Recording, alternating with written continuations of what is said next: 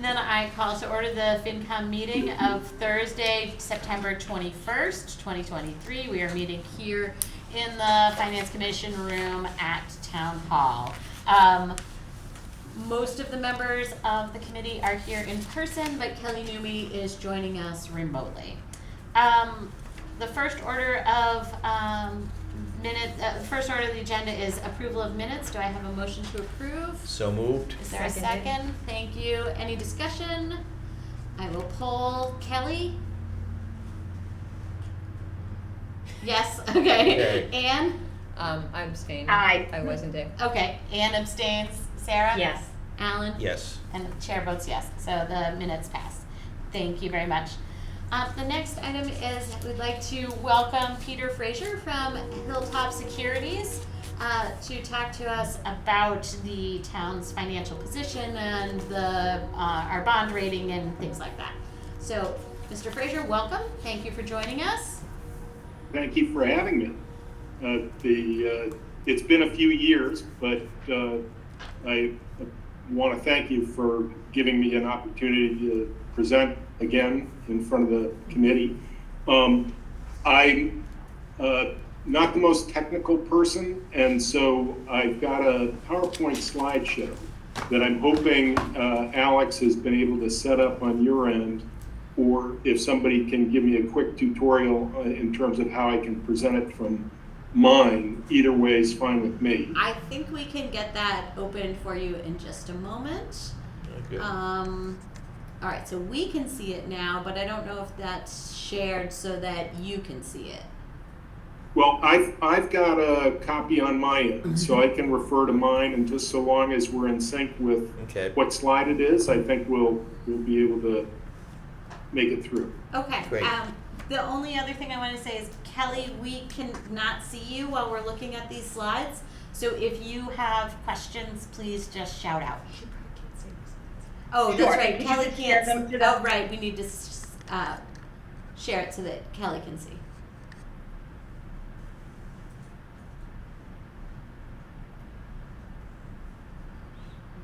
Window?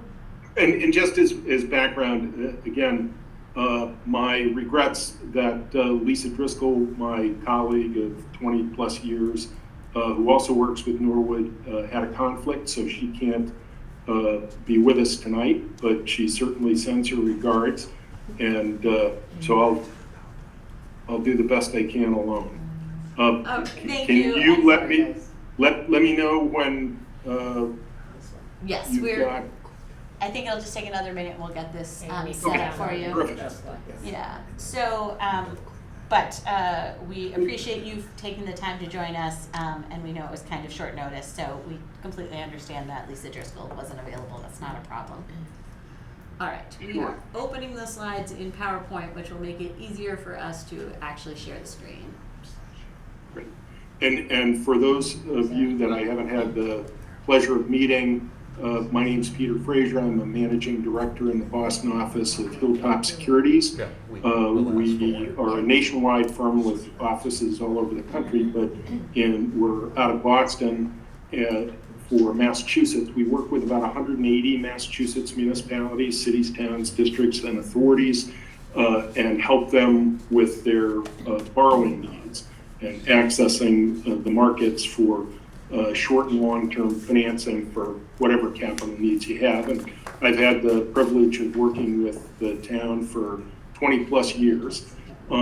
So what I was hoping to do today, and hope it'll have some value, is just kind of walk through the credit rating process so folks understand what it's all about, as well as what the underlying value of credit rating is, and then speak a little more specifically about the town of Norwood, and finally close with whatever questions that you might have with respect to specific issues with Norwood.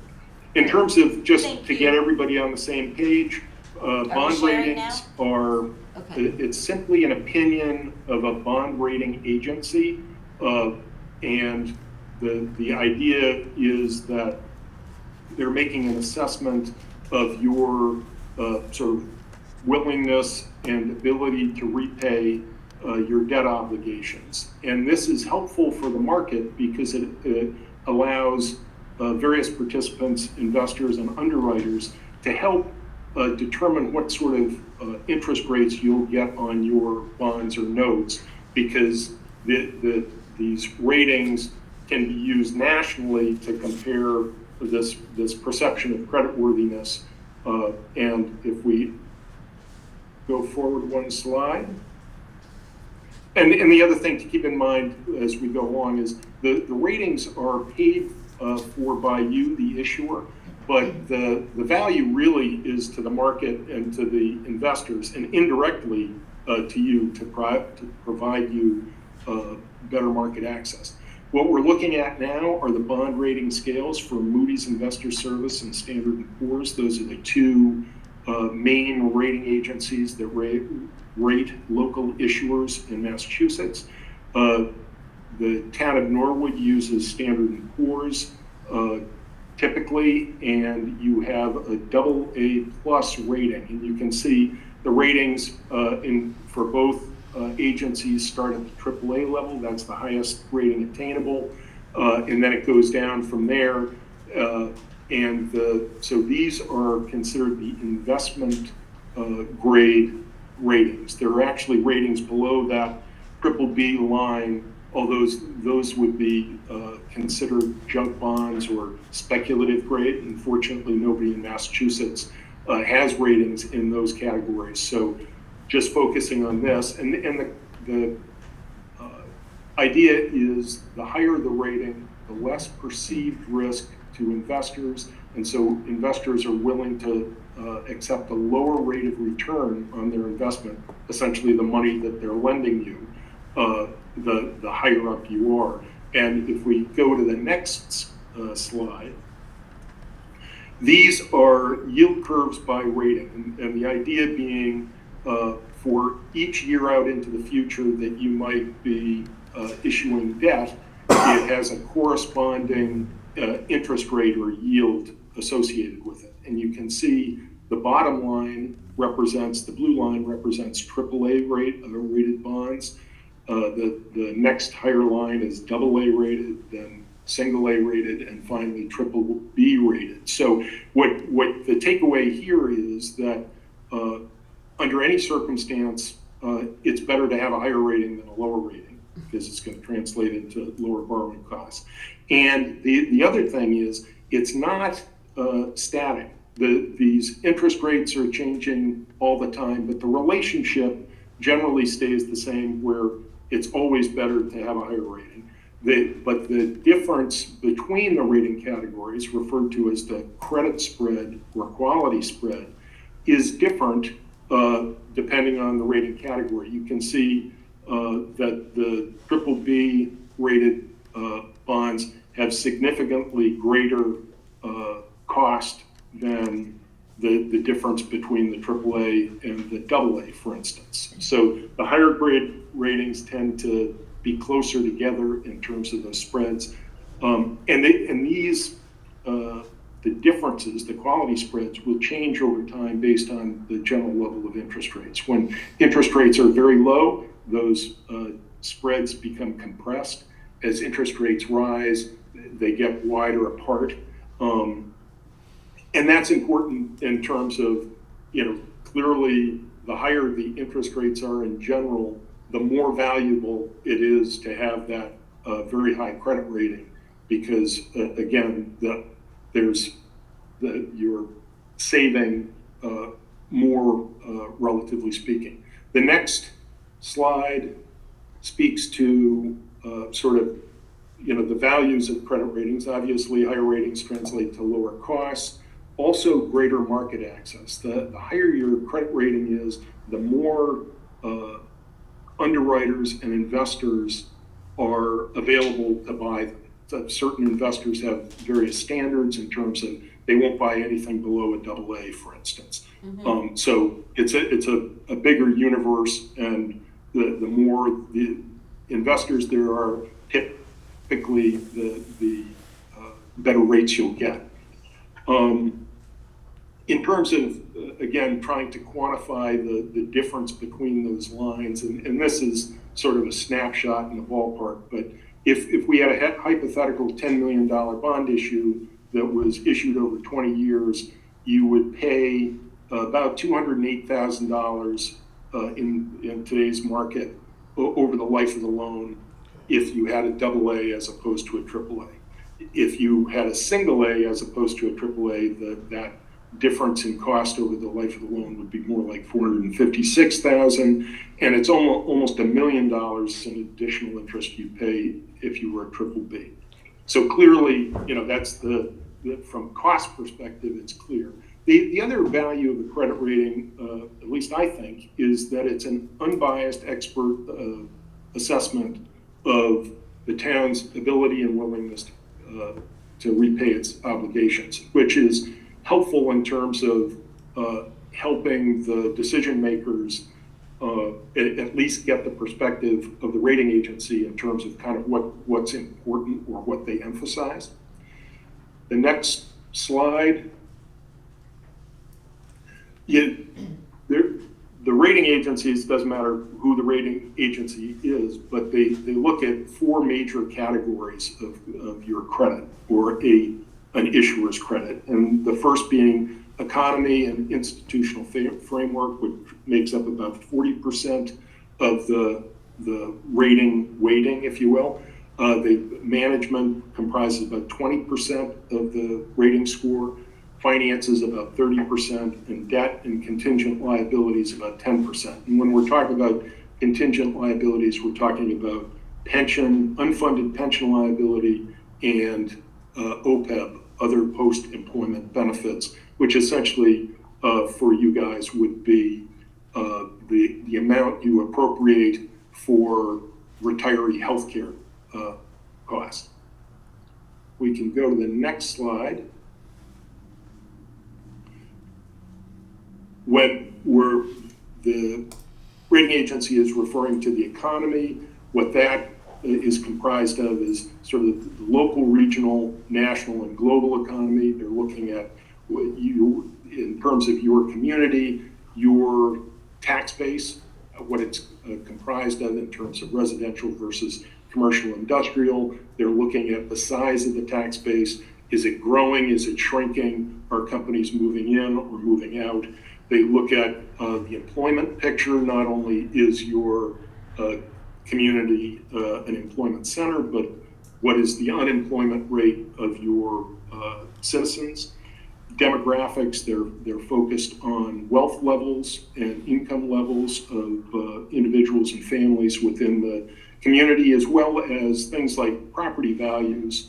Home values are also are translated into sort of wealth indices, and building permits obviously are a good indicator of growth prospects. Institutional framework really has to do with sort of the relationship of the community to the state. And, again, all these ratings are nationwide, and some municipalities or some states are set up in such a way that their local municipalities have more or less ability to raise revenue if needed. Obviously, Massachusetts has Proposition 2.5, which puts some constraints on your ability to raise revenues absent debt exclusion or override. And they factor those sorts of things into the rating as well. The next slide, relating to management, it's not just the resumes and experience of the managers that they're looking at, although they do look at that. They're looking at, are you following best practices? What are your policies and procedures? What kind of budgeting practices do you have? Forecasting for operating as well as capital planning. They want to see how robust your policies are with respect to reserves and debt and investments, as well as have you created a framework where this information is communicated to decision makers and monitored frequently, with the idea being that if some course correction needs to be made, is that information getting to the decision makers on a timely basis. The next major category is finances, and the way Standard & Poor's breaks it up, it's about 30% of the rating, and they look at budgetary flexibility, budgetary performance, and liquidity, and essentially, with respect to budgetary flexibility, that translates into how much reserves do you keep, both in terms of unassigned general fund balance and stabilization fund. Essentially, what kind of resources do you have to draw on in the event that there's some adverse circumstance that needs to be met? And keeping in mind that the idea behind the rating is that investors want to be paid in full and on time. And so if the bigger that financial cushion is, the more attractive it is to investors as well as the rating agencies. With respect to budgetary performance, they're looking at, does the town have a history of generating surpluses on a consistent basis? Or, are you in a position where you're generating deficits and eroding that fund balance position? Are you in structural balance, meaning are you using one-time revenues to support your operating budget, your recurring expenditures? In which case, that would be seen by them as more risky than having that structural balance where only recurring revenues are going to be used for recurring expenditures. And then finally, 10% is for liquidity, and that really has to do with looking at your balance sheet and seeing what sort of cash position you have, again, with the thought of being able to meet some unforeseen circumstance. Our final category is, let's talk about reserves for a second. Just obviously, it's a measure of financial flexibility. They provide resources, as I say, to any unanticipated expenses. It helps stabilize town employment and service delivery. Every once in a while, there are going to be times where reserves are drawn down, in a recession or some other sort of tough circumstance. The beauty of having reserves is you don't have to lay off people this year knowing that you're going to need to hire them back next year. You can weather those sorts of issues, at least temporarily, with that reserve position. And although this hasn't been an issue for 8 out of the last 10 years, recently with interest rates being higher, the reserve position can be a significant contributor to investment income now. That money that's in the bank, sort of as your financial cushion, is now earning as much as 5 or more percent, which can be significant as a recurring revenue item. And finally, as I mentioned before, the reserves do contribute to enhanced market access, because the more you have as that cushion, the more attractive it is to borrowers, and enhances your credit rating, so lowers borrowing costs. Our final category is the debt and contingent liabilities. And what they're looking at in terms of debt is not just the outstanding amount at any given time, but they're looking at the actual debt and what you have in the pipeline, what kind of prospective debt you have. And that's one of the reasons why capital planning is so important, to be able to demonstrate what not only today's needs, but what's coming down the pike. Rating agencies will look at the underlying sources of revenue that will support that debt. Obviously, if you exclude something from Proposition 2.5, the town is voting to have their taxes raised in order to support a specific project, like in your case with your high school. And obviously, because you're raising additional funds, that provides additional flexibility that you get credit for with rating agencies. They also look at enterprise supported debt, like water, sewer, or your electric department type of debt, because again, you're not constrained by Proposition 2.5, and you have some flexibility with respect to raising those user rates sufficient to cover debt service on any new or existing enterprise type funds. And finally, the third sort of category that they look at is what is the tax supported debt that has to be paid within your levy limit. And the town of Norwood typically levies close to its limit under Prop 2.5. And so, if you were to layer on significant additional debt that had to be paid for within the levy limit, it becomes a little bit of a battle between other operating expenses that you pay for within the levy limit and that debt. And so, there's less flexibility there. And so that's one of the reasons why they want to understand that dynamic. They look at the amortization of your debt as well, and simply that refers to how rapidly you're repaying the debt.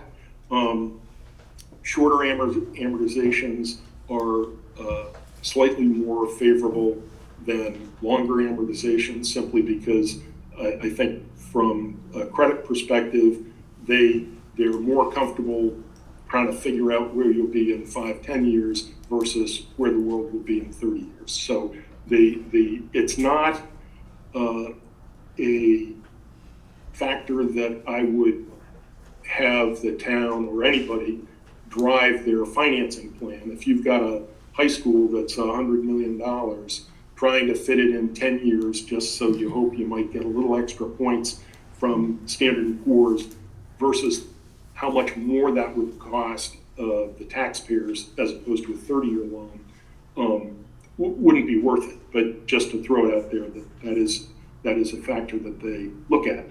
Offsetting aid payments and subsidies, obviously, if you are getting subsidies from whether it's MWRA or Mass School Building Authority, they factor that into their calculus too in terms of your debt score. Unfunded pension liability and OPEB liabilities, as I'm sure you know, the town's pension system is not fully funded, but you're on a schedule to fully fund by 2032, I believe, at the moment. And so they look at that because that's an obligation that you need to put into your annual budgeting. And the good news there is you're, according to my last look, about 82% funded in terms of being fully funded in terms of your pension, which is really pretty good in terms of other Massachusetts municipalities. And given that you could have a schedule out as long as 2040, the fact that you're at 2032 and the annual increases needed under the current schedule to get fully funded aren't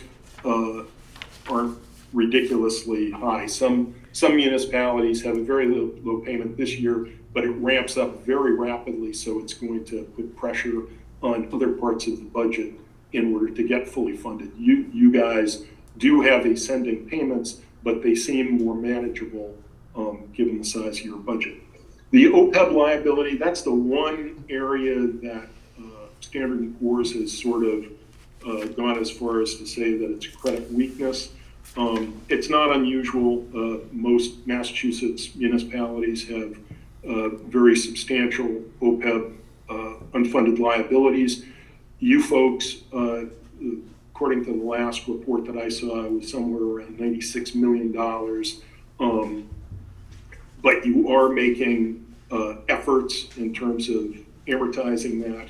So again, although that's sort of a weakness on the margin, by virtue of the fact that you're a AA plus, it's not, it's not critical. Okay. In terms of our next slide, as I'm sure you know, you issued about 9.2 million in May of 2023 for a number of different projects. And with that, you went through a comprehensive review with Standard & Poor's, the town's financial management team did. And the outcome was an affirmation of that rating, that AA plus rating, which again is very strong. And some of just the little bullets with respect to the economy. This, mentioned that you had a very strong economic base, not only because of your proximity to Boston, but you're within town and your local communities is considered very strong. Management, again, you guys are very well served in that regard. They noted strong budgetary assumptions, monitoring and capital planning, and those are the big things in terms of sort of what they're looking at for to make up their management score. In terms of finances, they noted your conservative budgeting practices, very strong reserve balances, and stable revenues. So things that very good there. And with respect to debt, manageable debt and contingent liability profile. Although again, if you dig deeper into their comment about OPEB, that's the really one area that they noted was a little on the weak side. The next slide, what they typically do with their report is, they go into much more detail than I'm going into right now. And if anybody's interested, obviously those reports are available.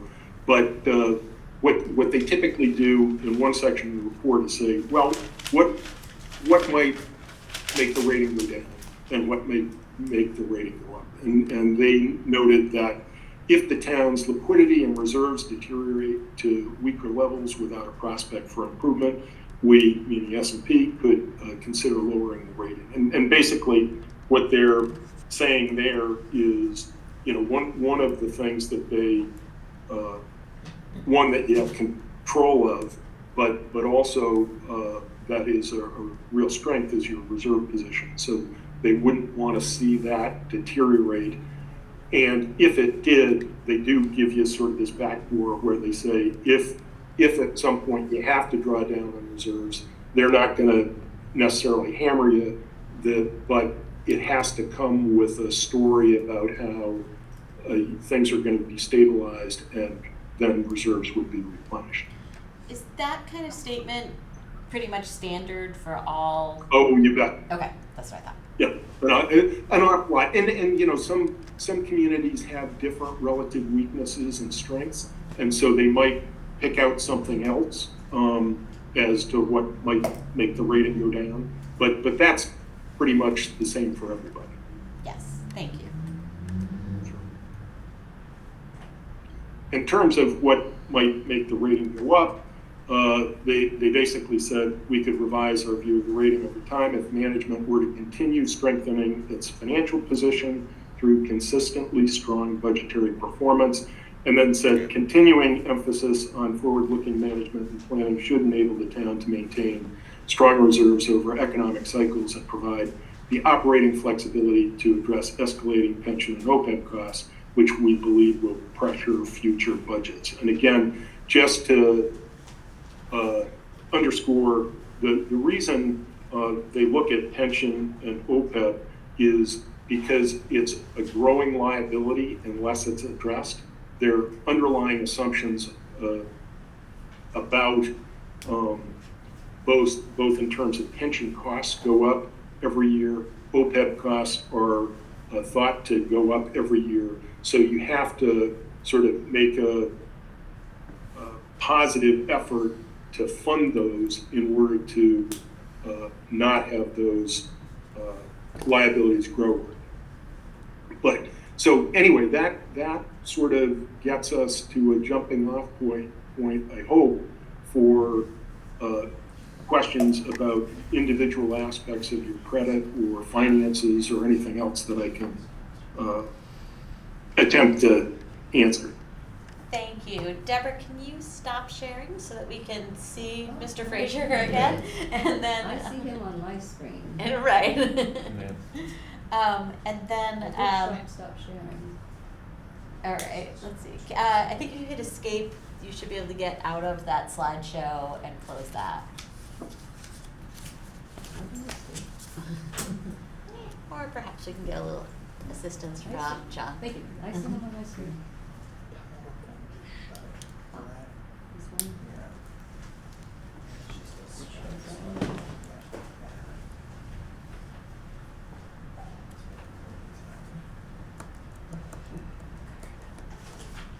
There we go. Okay. All right, now we can see both Mr. Frazier and Ms. Numi. Thank you very much. Mr. Slater, you had a question. Thank you. Again, welcome. Nice to see you again. Thanks. A couple of questions I have on interest rates and how the rating agencies would look at something funded with regular GEO bonds versus an enterprise fund. Sure. When you're talking about you fund, whether it's electric or water or sewer, you're still issuing general obligation bonds. You have the legal authority to issue some enterprise type debt as a revenue bond. The reason typically that's not done in Massachusetts is general obligation bonds are perceived to because it's the underlying security is the full faith and credit of the community, as opposed to the limited revenues of a particular enterprise. So the idea is, although the enterprise is paying the debt through internal transfer in town, the bondholders get the general obligation pledge and are willing to provide you with a lower interest rate because of the perceived higher credit rating associated. Right. Does that make any sense? Yeah, so basically, it really doesn't make much difference, in terms of bond rating, whether whether you're doing it to finance something in an enterprise fund or just That's correct. anything with the Yep. general tax rate. Okay. It's your general obligation pledge that they're rating, Okay. as opposed to the particular Okay, project. good, okay. And in terms of reserves, as you know, Norwood has a number of reserves, and next couple of years, we think we're gonna have some pretty good years with free cash for a number of reasons, primarily building permits and a few other things. And,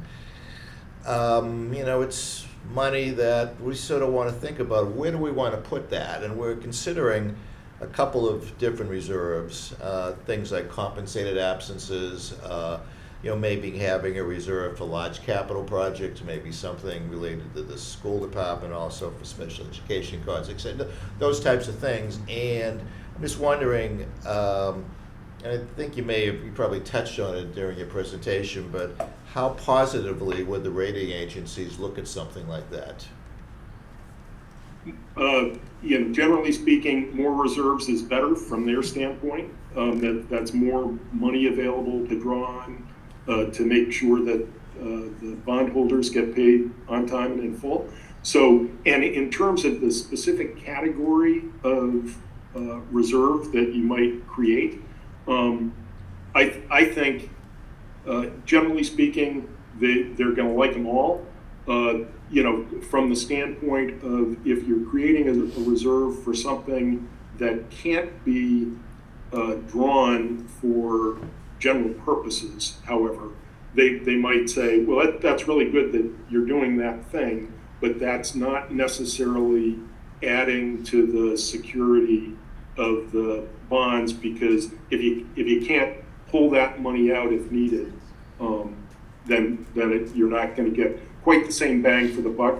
But by the same token, in general, if you're putting money away in buckets that you think might be needed, that's I think, very responsible thing to do, and they'll recognize it. If I was thinking of putting some money aside for large capital projects, which we know are going to be coming up in the future, and maybe every year you put a little bit of money in, and you're going to make it easier to pay for those large projects when they finally come to fruition, rather than starting from zero, you're starting from a higher number.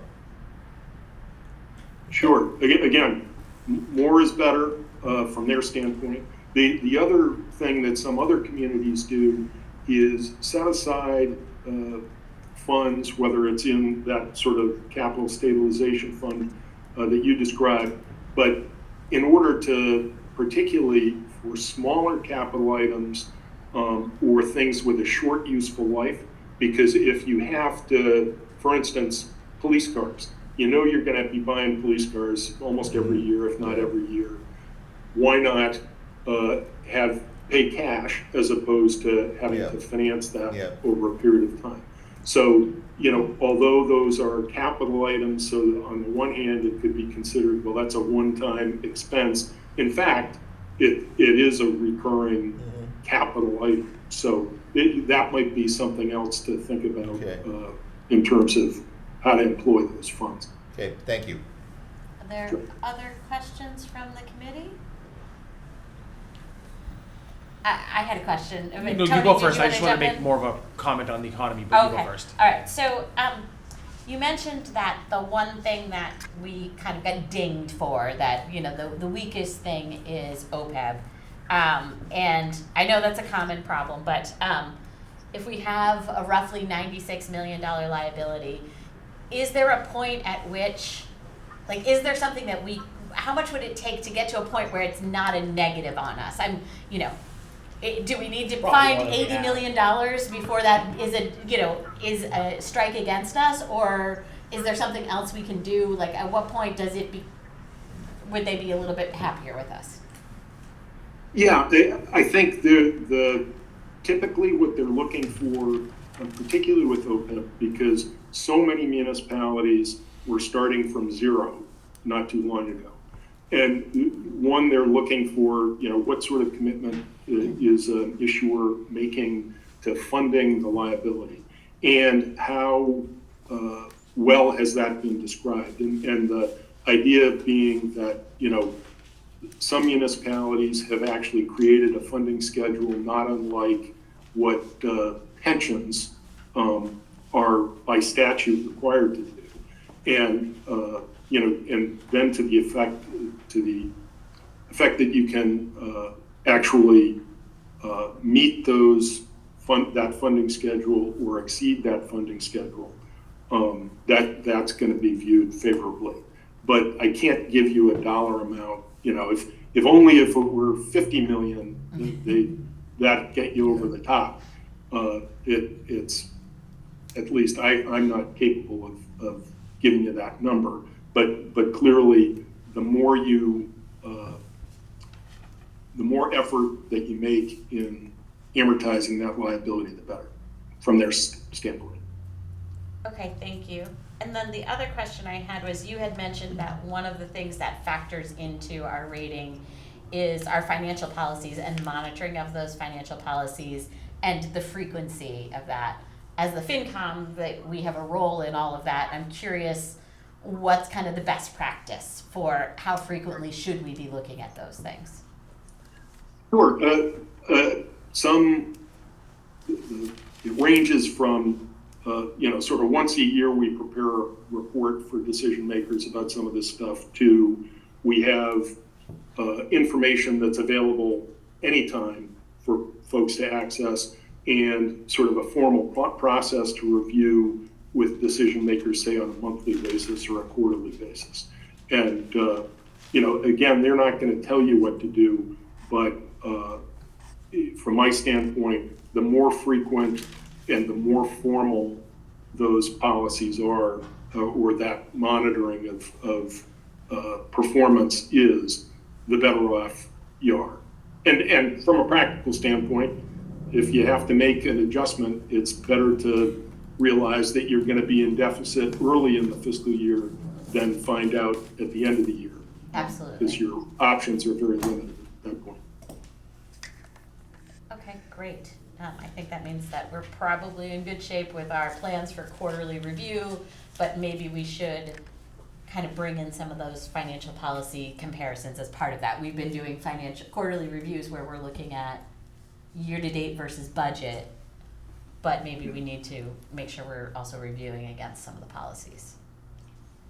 Yeah, and the other thing about policies is, clearly aggressive policies in terms of, saying we're going to have a certain percentage for reserves. It doesn't help if it's so aggressive that you can't meet it. So it would be better to have sort of lower your sights a little bit and be confident that you're actually going to achieve the result, as opposed to have some aspirational goal that you're never going to be able to perform against. So you don't get credit for reaching for the start, That's helpful advice, thank you. Yeah, Alan. Thanks. Just I have one more question. Specifically with what you've seen in other communities and knowing Norwood as you do, is there anything that other than OPEB, is there anything we should sort of be in the lookout for that could get us into trouble, or something we should be concerned about to try to address now before it becomes a problem? Yeah, I think you guys are really doing so well in so many different areas in terms of, your demographic profiles moving in the right direction. You've had great growth over time. You've got a really nice mix in terms of your tax base. Your proximity to transportation hubs and employment centers is fantastic. So there isn't a lot more you can do from my standpoint. Part of it is, just continuing to generate surpluses and continue to try to build incrementally that your financial position, as well as what you've been talking about in terms of policies and practices.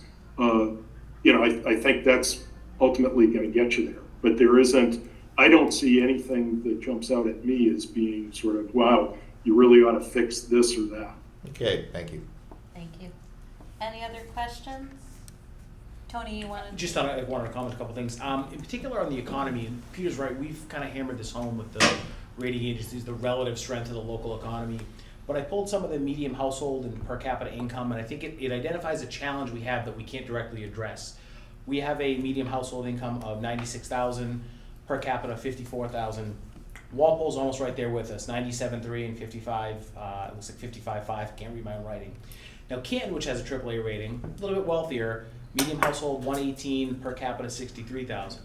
But then when you look at the wealthy communities, Sharon 71,000 and 150 at 7,000, and Westwood a somewhat depressing per capita income of 75,400 and median household income of $171,000, which is insane. So part of a credit rating is looking at just an individual with an income. So we're a young entrepreneurial engineer making 91 grand a year, but those credit rating agencies are also looking at that guy in Westwood or that girl in Westwood making $171,000 a year. So that's always a tough challenge for us to overcome. It is, as Peter said, it's getting better. The community by and large is getting wealthier, but that from an economic standpoint, that doesn't change as quickly as some of the other items. So that's something that's always going to be sort of a challenge. We simply are not as wealthy as some of our neighbors. And again, they're not looking at us in isolation like, hey, we've never heard of a town before. Let's talk to Norwood and see how they're doing. You seem pretty wealthy, Norwood. They know what every other town makes. They know what everyone else's relative wealth level. And that's always going to be something that's going to be, I don't think it should, but as Peter knows, I fight with the rating agencies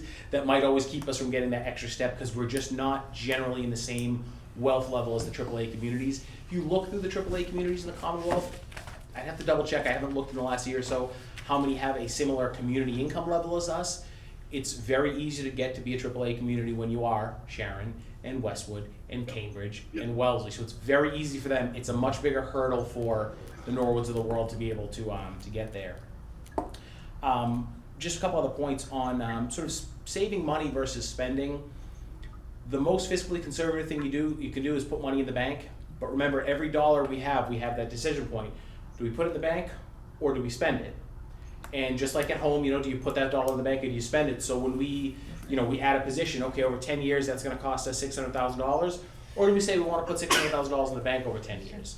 So we're always going to have that tension of putting all the money in the bank is the best thing in the world. And because credit ratings are, if you ask me, a little screwy, if we said next year everyone's going to have a flat budget with the exact year before, if you got to cut services, you got to cut services. Well, they don't like that, even for putting the money in the bank. So it really is, that sweet spot is it's tough to find. In terms of addressing OPEB, I think if everyone remembers, we do a flat $250,000 a year into the OPEB trust, plus whatever is left in the health insurance budget, which sort of varies widely for the year. We could certainly be more aggressive with that, but to Maya's point, we've got a $96 million liability. Do we really struggle this year to throw $1 million at it, or do we put it into something that we can solve a problem? And compensated absences is probably an example where we can say, we have solved this problem, or in 5 years we will comprehensively solve this problem. We would not need to put $1 million a year into compensated absences for the next 5 years, but if we did, it would never be a problem for the next 150 years for the town of Norwood. Whereas if we put that same $1 million into OPEB, and this is a little bit sort of cheating the system, it's not going to look any different in 5 years. And I'm not saying we don't address it, but a lot of effort towards it is going to get us nowhere, whereas there are other problems we can solve. $5 million into the OPEB trust versus $5 million into stabilization, I'd say put it into stabilization. You're going to look a lot better by doing that. So some of this is sort of solving problems that we can solve and solve in perpetuity. Peter mentioned police cruisers, which everyone knows I fought quite a while ago to get into the operating budget. Some of those items, the downstream impact of doing that is we will in theory have more free cash in time to say, hey, we know that this year looks like a high number, we won't have something for a few more days. Next year will probably be good because of record permit growth this year. But if in general we're able to put ourselves in a position finally where we're generating good free cash, it's much easier to say, hey, let's just throw an extra $500,000 into stabilization. Why? Because we have it, we can comfortably spend it. And to a certain extent, they look at the total dollar amount and they don't really care whether it's stabilization or free cash. But we know once we've put it into stabilization, we're sort of saying, this isn't going to come out just because we want to, spend it. And override stabilization is not a regular stabilization account. That's just a way we have to work around the state's framework. So I think that's sort of all I wanted to throw out, just sort of in the context. The gentleman from S&P who does our ratings, I think lives in Canton. I think it's just the Mustangs beat them at some point, and that's why we don't get the AAA rating. But I'm sure there's a more legitimate reason for it. All right. May I add? Absolutely. Yeah, one thing, and I thought all those comments were spot on. The one thing, and it's understandable being up against Proposition 2.5 levy limit, that there might not be a lot of additional funds available to put towards OPEB. And that's perfectly understandable. What a lot of communities have done, though, is create a plan that where you're right now considering being fully funded in terms of your pension by 2032. And so that's going to, in 2033, if all goes well, there should be a significant amount of appropriation that was going to pension that is now available. And absent being able to put money today in large amounts towards that OPEB, having a plan that sort of lays that out and what kind of progress you can make towards funding OPEB if you divert those funds come full funding from pension.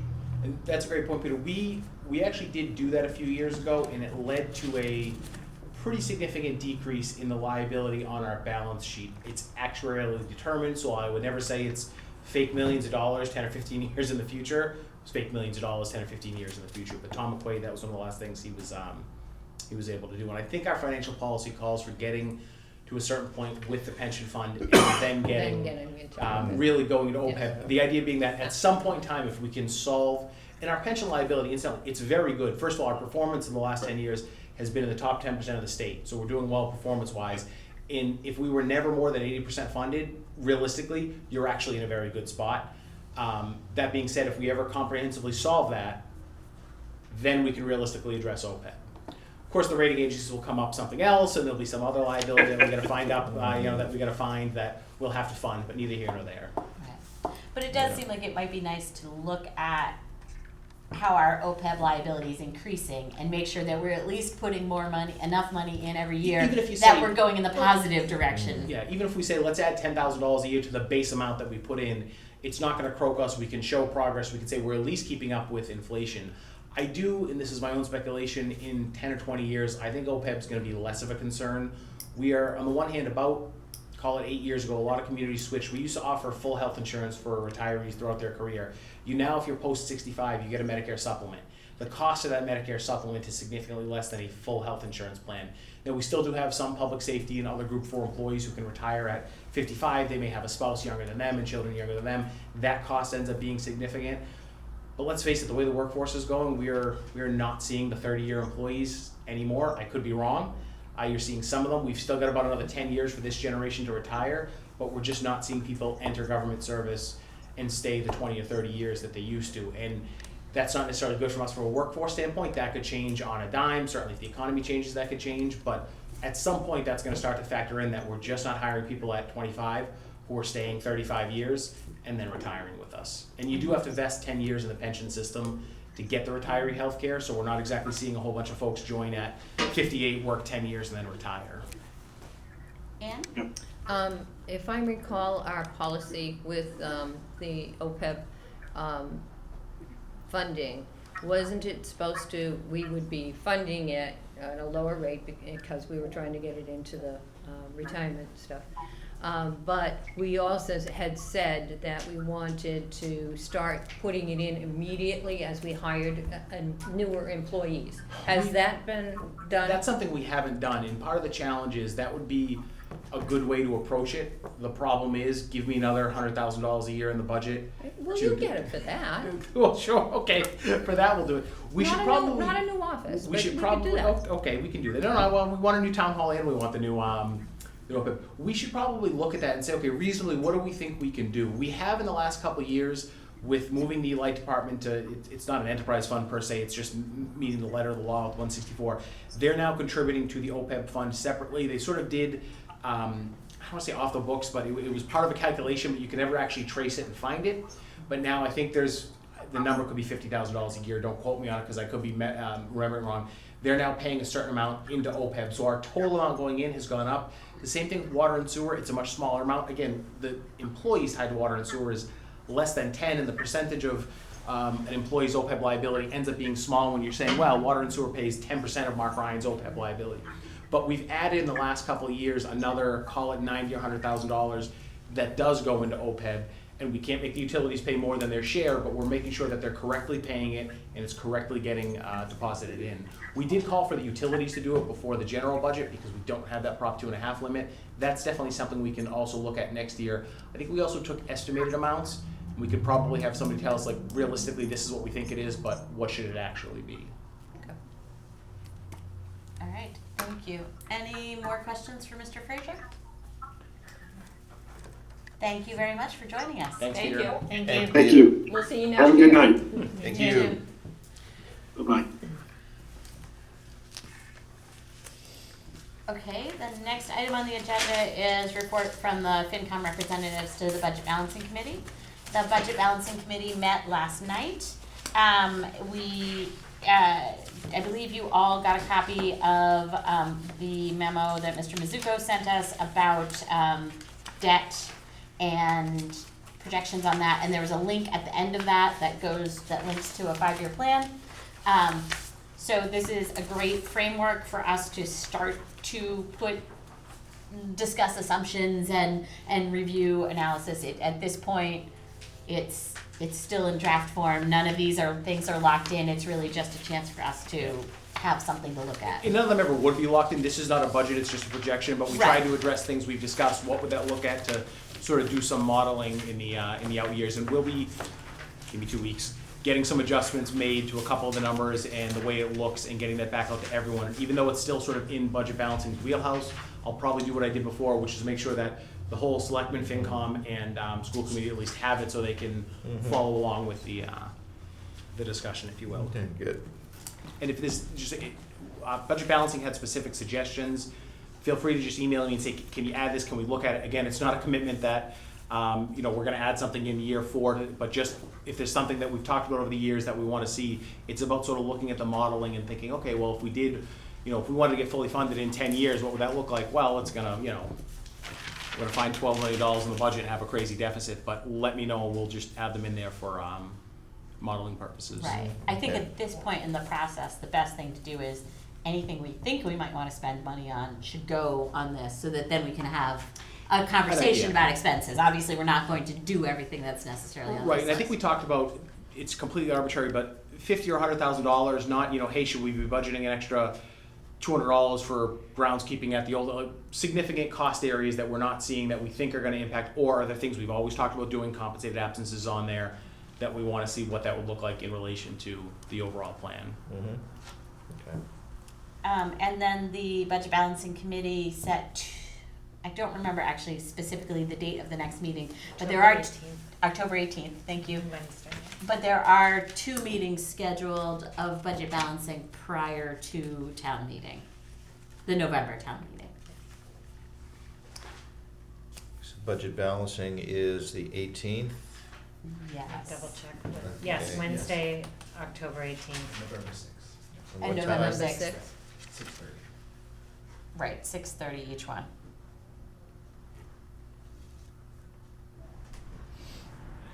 And Monday, November 6th at 6:30 p.m. Okay. Trying to work around all the schedules of all the other boards. Yeah. It gets a little challenging to stick with a consistent day. Okay, good. And when's town meeting? November 13th. 13th. So that's only a week.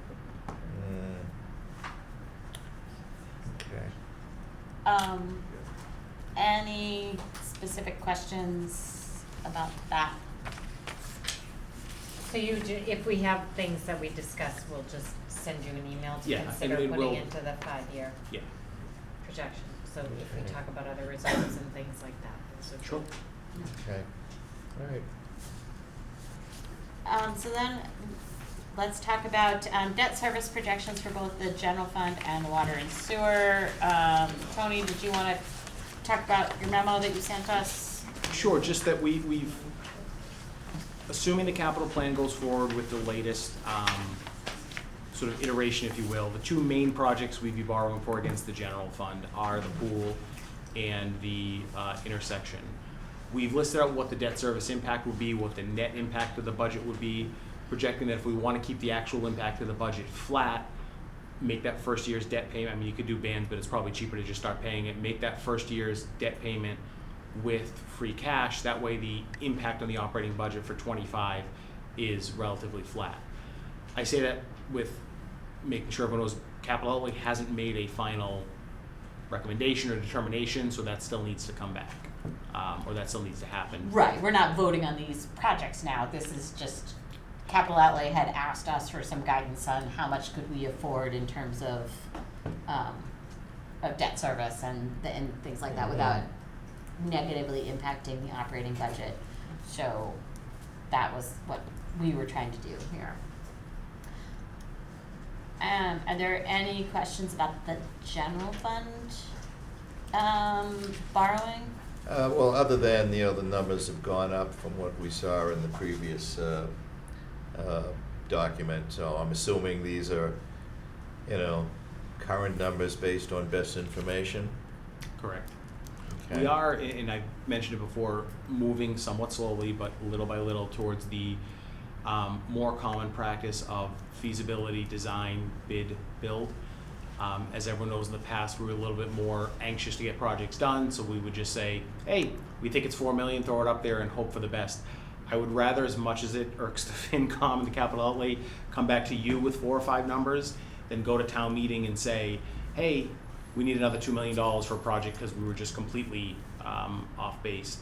If we can eventually get things timed well, best case scenario, you're actually getting bids in for some of your projects just before a town meeting, so you can then make an adjustment at town meeting if you have to, going forward. That's not always going to work out. Or say no. as the Well, case may be. sure, fair point, but Yeah. there's also an ability when you actually get your bids back, you don't always have to, and we don't always, but you don't always have to run around and say, darn, it's $8 million, I guess we got to fund it. You sometimes have a process there to say, whoa, whoa, whoa, we projected 5, 5.2 is reasonable, but 5.9 is not reasonable. Why did the bids come in, and let's go back out to bid? You run the risk of construction costs going up, but we don't always have to Yeah. just accept a bid sort of as it is. We sort of did that with the public safety HVAC system. We had to increase the amount, but we went back and said, okay, how are we able to do this differently that it's not some of the numbers that we're seeing? The intersection project, the pool, you can probably do it with those. The road work and the water work is really, you get as much reasonably done for the dollar amount as you can. But I know sometimes folks don't like to think of feasibility studies as, we're just seeing if we can do it. But that's your initial first look that sometimes lets you say, you know what, this just isn't going to work, or sure, it's worth proceeding forward. And I'll just give one short example of that. The aborted town hall renovation from 6 years ago. If we had spent $25,000 on a feasibility study, we would have known that, hey, you know what, this is not $1 million project. We instead probably spent more money on engineering to find out, what the building needs is a significant large renovation. We probably could have gotten there cheaper and said, okay, we know this project is going to cost this. We're not ready to start spending money on engineering design. Let's wait until we think we're ready and then go down that route.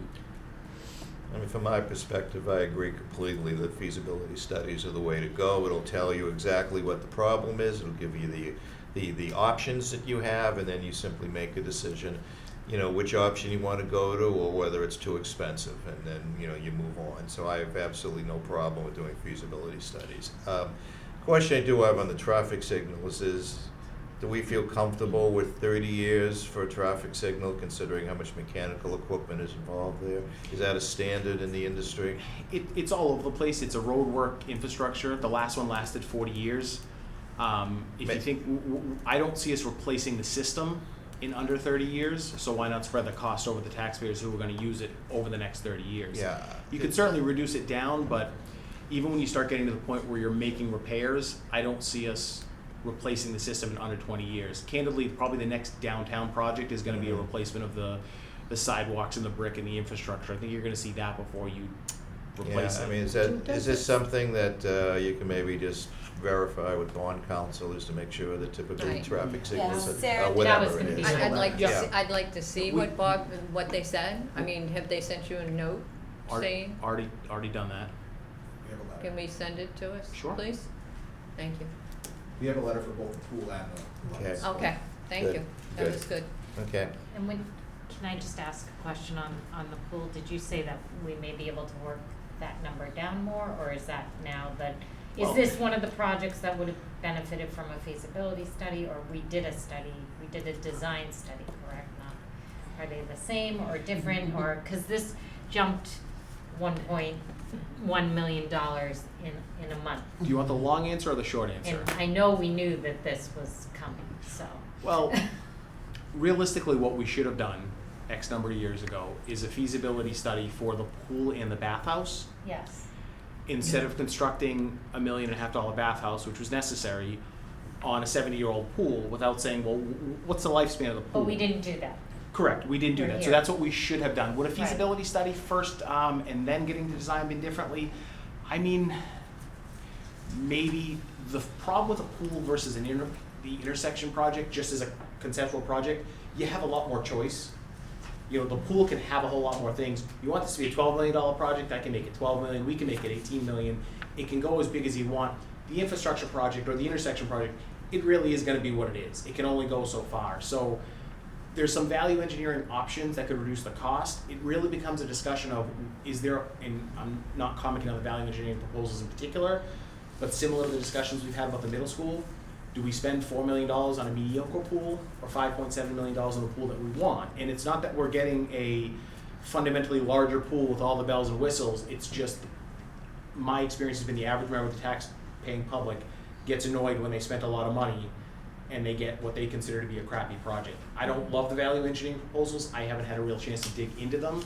And to me, that's not always the solution. If we know we have to do a project, value engineering only takes you so far. And the best value engineering, I know Alan will say that, it will probably agree with this, when you find you're using some kind of material that you just don't need to use, and you can use a different material and it comes down in cost. When you're just getting a smaller project, all of a sudden, it's just no longer good value engineering, in my point. You're cutting things out of a project that we call value engineering because we like to think we're just doing something smart by doing value engineering. I wasn't here at the time, but I'll pick an example in the high school. The hallway outside the gym, the other model schools have that as enclosed storage space. That was value engineered out of the high school project. I don't consider that value engineering. That's somebody saying, let's not do this because it's cheaper. And that's fine. Sometimes you have to do that. That's not really value engineering, if you ask me. That's a, just don't do the project the way we intended.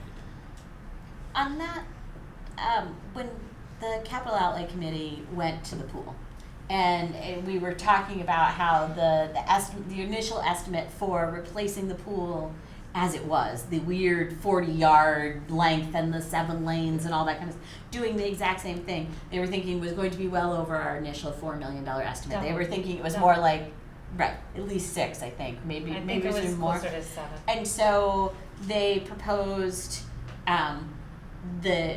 I jet believe out what thing. the proposal is now, where there's like a peninsula that sticks out. So we have a 25-yard lap pool, and then the Walking waiting area. pool area. I prefer the technical term of jet out thing rather than peninsula. So Then it's a 0 entry level. Yeah. right. Yeah. So honestly, I think that was done partly is for value engineering. Although honestly, I think that that's going to be more useful Correct. for the town Sure. than the original design was. But the fact that the cost came in so much higher than we hoped after that, is that because that change didn't save us as much money as we thought? Or is it just that all the costs went up? As you get closer to final design, the numbers always go up. I don't think I've ever designed a project that as you get along the engineering, the cost, hey guys, we thought it was $8 million, but it's actually only going to be $6 million. It's a catch-22 between what we want to put in the plan and project versus what data that we have. Starting with feasibility gives you a better idea, because oftentimes what feasibility will get you, and you're an engineer so you know this, you get an idea of what you're actually building. We did a feasibility study for the Balch bathroom, and it's great because you get some clear images of here's your different options, and you can, the average layman can look right at it and say, we are not building a $7 million bathroom at the Balch at the field, but you can look at it and say, okay, this is probably what we're looking for. Where's the cost category for this? And they'll tell you 1 to 3. I'm a crank, so I say if they're telling you 1 to 3, it's probably going to be 4. But starting early lets you make some of those decisions earlier and maneuver your project to it. If we had put $6 million in the project and said we think the new pool is $6 million and it came in at 5.7, everyone would say, hey, that's great, you came in below budget. But we didn't. So we just got to have a conversation at some point. How aggressive do we want to be? And sometimes I know my departments are nervous and gee, it might be $5 million, but we should probably ask for 6. But if we ask for 6, is somebody going to say that's too much without going forward? You always sort of have that that tension. And I'll be honest with you, I'm always nervous about the numbers we put in a projection and the numbers we go to town meeting with before a project's gone out to bid, because builders will look at what you're projecting, they will look at what you're doing, and they will say, oh, they're expecting to spend $7 million on a pool. So guess what? Our bid's gonna come in at $6,995,000.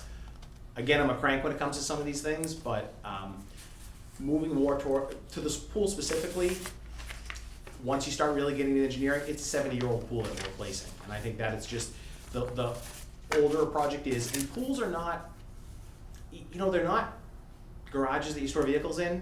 We think of pools as there being a lot out there, but there's not 15 of them at that size built in Norwood every single year. So I think that lends to the type of construction is just not as stable. If we said, look, we need a 5-bay steel garage, and this is what they're going for, and this is what it is. Ann? On the pool specific, I know we're trying to put it into the same footprint or almost the same footprint. Is there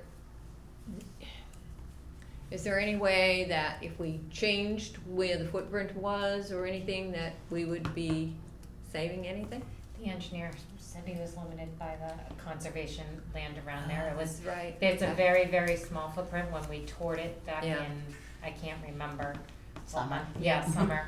Okay. That question came up, and it was very specific that we were really limited to the footprint that exists. There was a little Yeah. ways to maneuver in. Yeah. Don't forget there's And that then the playground water. right on the other side too, Yeah. so there's not And even a lot of leeway. Even if we had unlimited space, these are just the costs of some of these projects. I mean, a Yeah. couple of years ago, we Yeah. kicked off a playground for Haas Pool, $700,000.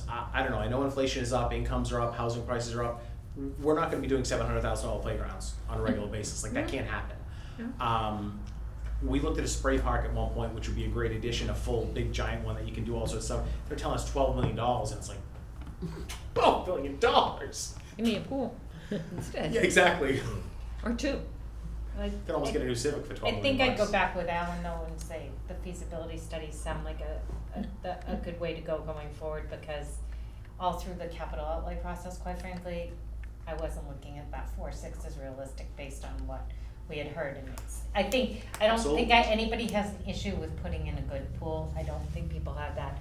I think more of the issue is let's be as realistic as we can, as early as we can, because it's going back now, and we're saying, okay, we're 1.1 above where we were, and you've laid this out perfectly with the debt service. I think this is good.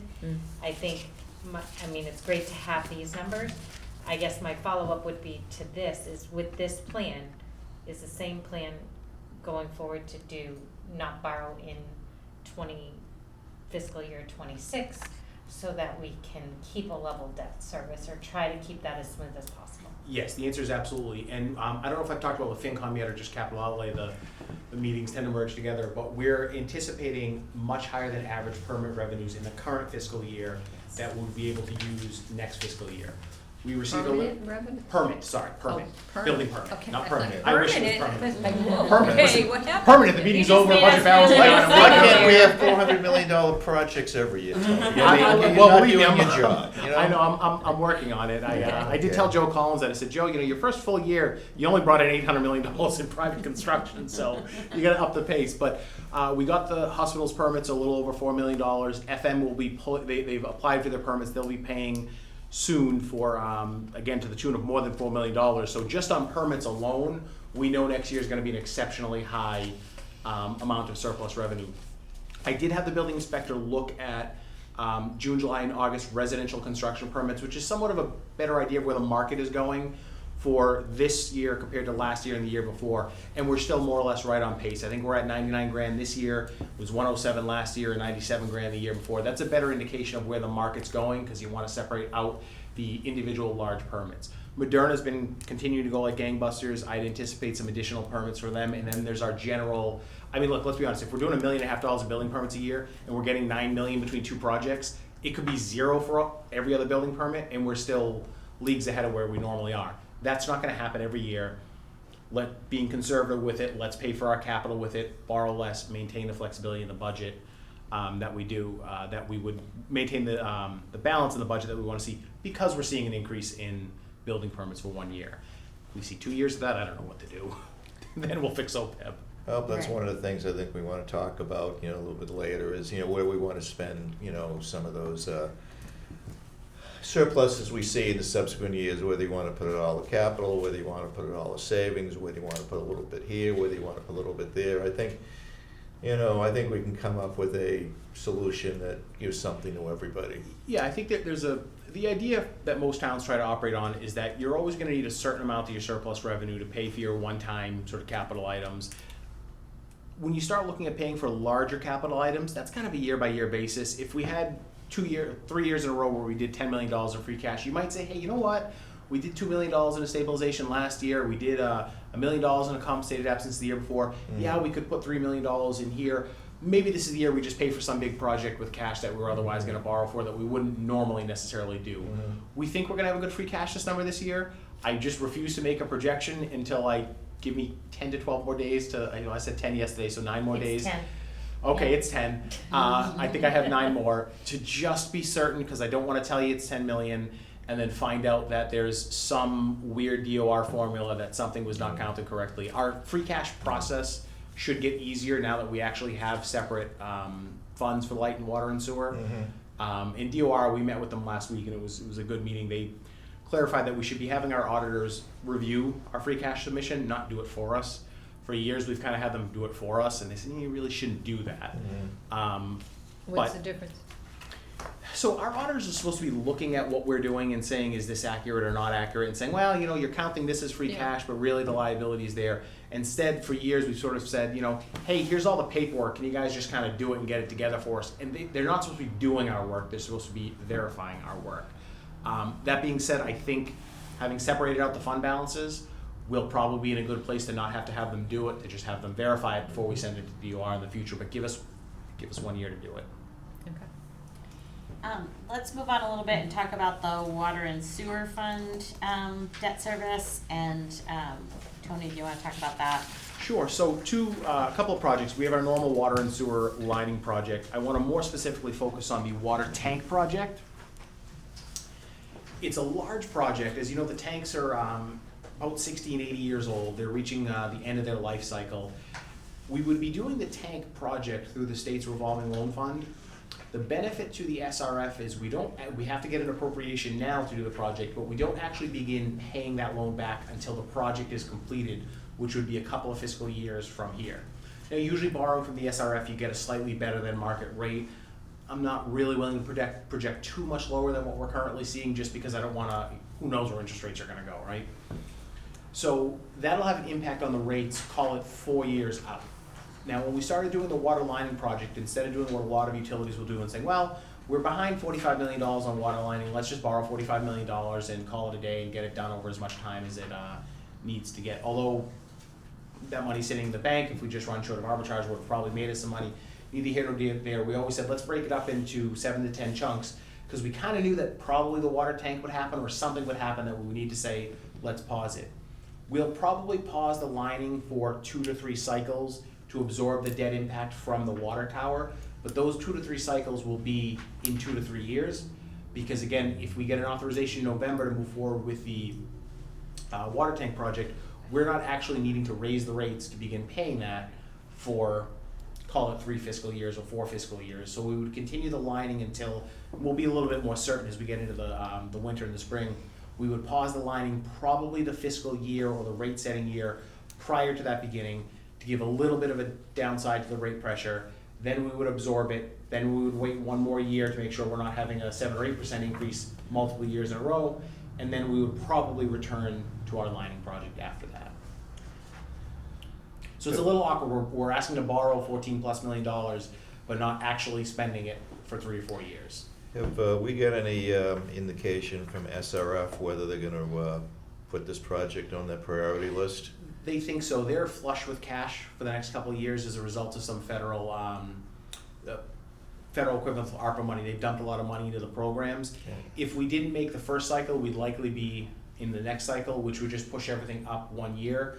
But having an authorization to borrow and move forward is really what they look at and say, okay, are you actually ready to do this, or are you just saying, can I get $14 million from the loan program? Well, in ancient history, when I used to work in the SRF program in wastewater, one of the things we always did look at is whether the community had money. That was as good a commitment as we could see, and something we looked at. Having said that, as of now, you don't know whether you are going to be in the SRF list this year. Correct. Maybe you will, maybe you won't. Maybe you will next year, maybe you won't. I mean, what I would tend to look at, and I understand what you're saying, is once you start to pay off the water tanks, which I think is an absolutely necessary project, by the way. Once you start paying off that, then maybe you're going to start deferring some of the lining work that you're doing. Okay, maybe one of the things we should look at is to go gung ho on the water tank project in this town meeting.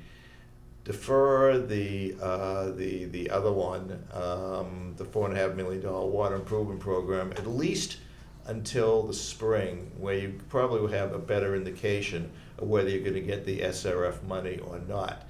If you do, fine, you can proceed with it. If you don't, then maybe this is when we should start deferring some of those water projects a couple of years. Well, but the idea of deferring them closer to when we actually have to make a payment, if we defer it now, so we would be going to town meeting in November, getting authorization to proceed with lining that would take place this spring and into the summer. Mm-hmm. We wouldn't be paying the water lining project for a couple of years.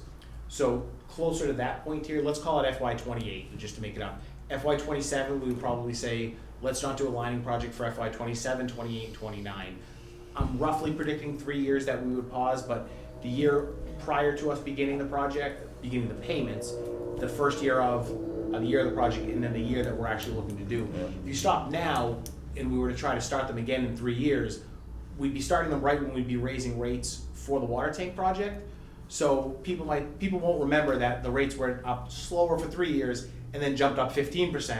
It'd be better if it's gonna go up 5, 5, 5, 5, better to go up 5, 5, Well, I mean- 5, 5 than 2 years of nothing and then 20. Well, I mean, that's what my point is that if we don't get the SRF project money, we're gonna be raising the rates now.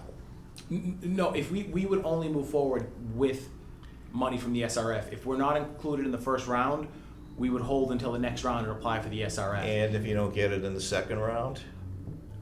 I'd call my congressman, because there'd be the state would obviously have an issue with us. It's an SRF program. It's not a grant program. It is a lower interest loan. It's a revolving loan program. We have where not they borrowed pay you. heavily from the SRF, Yeah. so Stantec reasonably doesn't think there's any reason we wouldn't be able to get into the SRF program. Yeah, I mean, just looking at the SRF program, for the water side, most of the projects, they tend to give them more like water treatment facilities and lead lining and major transmission, as opposed to something like this, which is, I think, is Critical absolutely for the necessary, system. but it's, more of a maintenance-related project. I still think what I say, But is how would the you- way I would go. How would you address the 20% rate increase in a couple of years? Because that's what would happen. If we're saying don't do them for 3 years, but then start them when? I'm saying you do them for 3 years and then Yeah. you stop them when you start paying the debt for the water tank. In You're the- saying, well, wait. It would, in the end, then, in the year we start paying the debt for the water tank would be the same thing. But that would not be the year to also start doing more water lining, because then you're doing a whole lot in a single year. Be better to step it up and keep it a little bit more stable. Well, again, something we'll talk about a little bit more when it comes down to the specific project, but, we're asking if you don't get the SRF money, and, the argument you've always used with proceeding with projects is, well, the longer we wait, the more expensive it Yeah. is. So we're gonna wait another year to proceed with the water tank project. That almost sort of, There's still defeats some the des- argument, Sure, there's still some design that would be on. The water tank is a multi-year project, just in the terms of the complexity of it. And that's why, because we don't pay the SRF back until the project is complete, you're looking at a 3 to 4 year. From the date, even if we said to heck with the SRF and town meeting says, November 13th, you go forward and do these water tanks, you're 36 to 48 months until it's all done. It's a lengthier Well, project. one of the things I'd want to look at when we're talking about the water tank project is what actually are we looking at for a schedule, Are they all designed right now? We you can know. have DPW provide all that. Yeah, when are you actually gonna, start construction, or if you've begun the design, fine, or whatever, when are you actually gonna do this, when are you actually gonna start accumulating some of these significant costs? Is that, to me, I think would go into how I would look at Sure, and as I said, how to proceed in the we future. can get you the schedule for the project, but again, with the SRF, as you know, you don't actually make the payments until the Yeah. project is completed. It's a couple year time. Right, frame. I get that, but even as you say, when you looked at all the three projects, the water bond, the water tanks, the water improvement program, you add all those numbers up, and that's assuming that, you don't get anything from SRF or anything. You said that's gonna add over $1 million of debt service. That's $1 million of debt service over and above the normal increases you would see, typically in the water promise. That's a big chunk of money. That is a real big chunk of money, so I think I'd like to have a little bit more information before, I feel comfortable. Sure. Okay. Again, go ahead. Can the motion at town meeting be contingent on SRF? I think so. I mean, we'd have to check with town council, but I think that would be the intention. If for no other reason, then our model would change if it's not the case. And we're not gonna go to town meeting and say, look, this is the plan, I mean, we're gonna apply to the SRF and here's how it's gonna work. And then it doesn't happen and you say, oh, the heck with it, do it. But to apply for the program, having an approval from town meeting is what lets you go forward. Well, as I said, it was always a big deal when you had some kind of sort of authorization from the community to go forward, because you knew they were serious. The last thing we wanted to do was put a project in a list and wait for a year to say, okay, well, what are you gonna do? Because that meant other projects would just sit and wouldn't be able to proceed. Sure. We wanted to have a decision point. Sure, adjusting for the time value of money, real benefit to the SRF is paying when the project is completed versus having to start right next year with having to borrow it, impact the rates, and do it. It works out better financially for us that way. All right, but it'll keep us informed Do of you what's have happening a with the copy of the SRF. water tank report? The I- state tech report? I do not. We will get that sent out. And by we will, somebody remind me to get that sent out. Are there any other questions from the committee?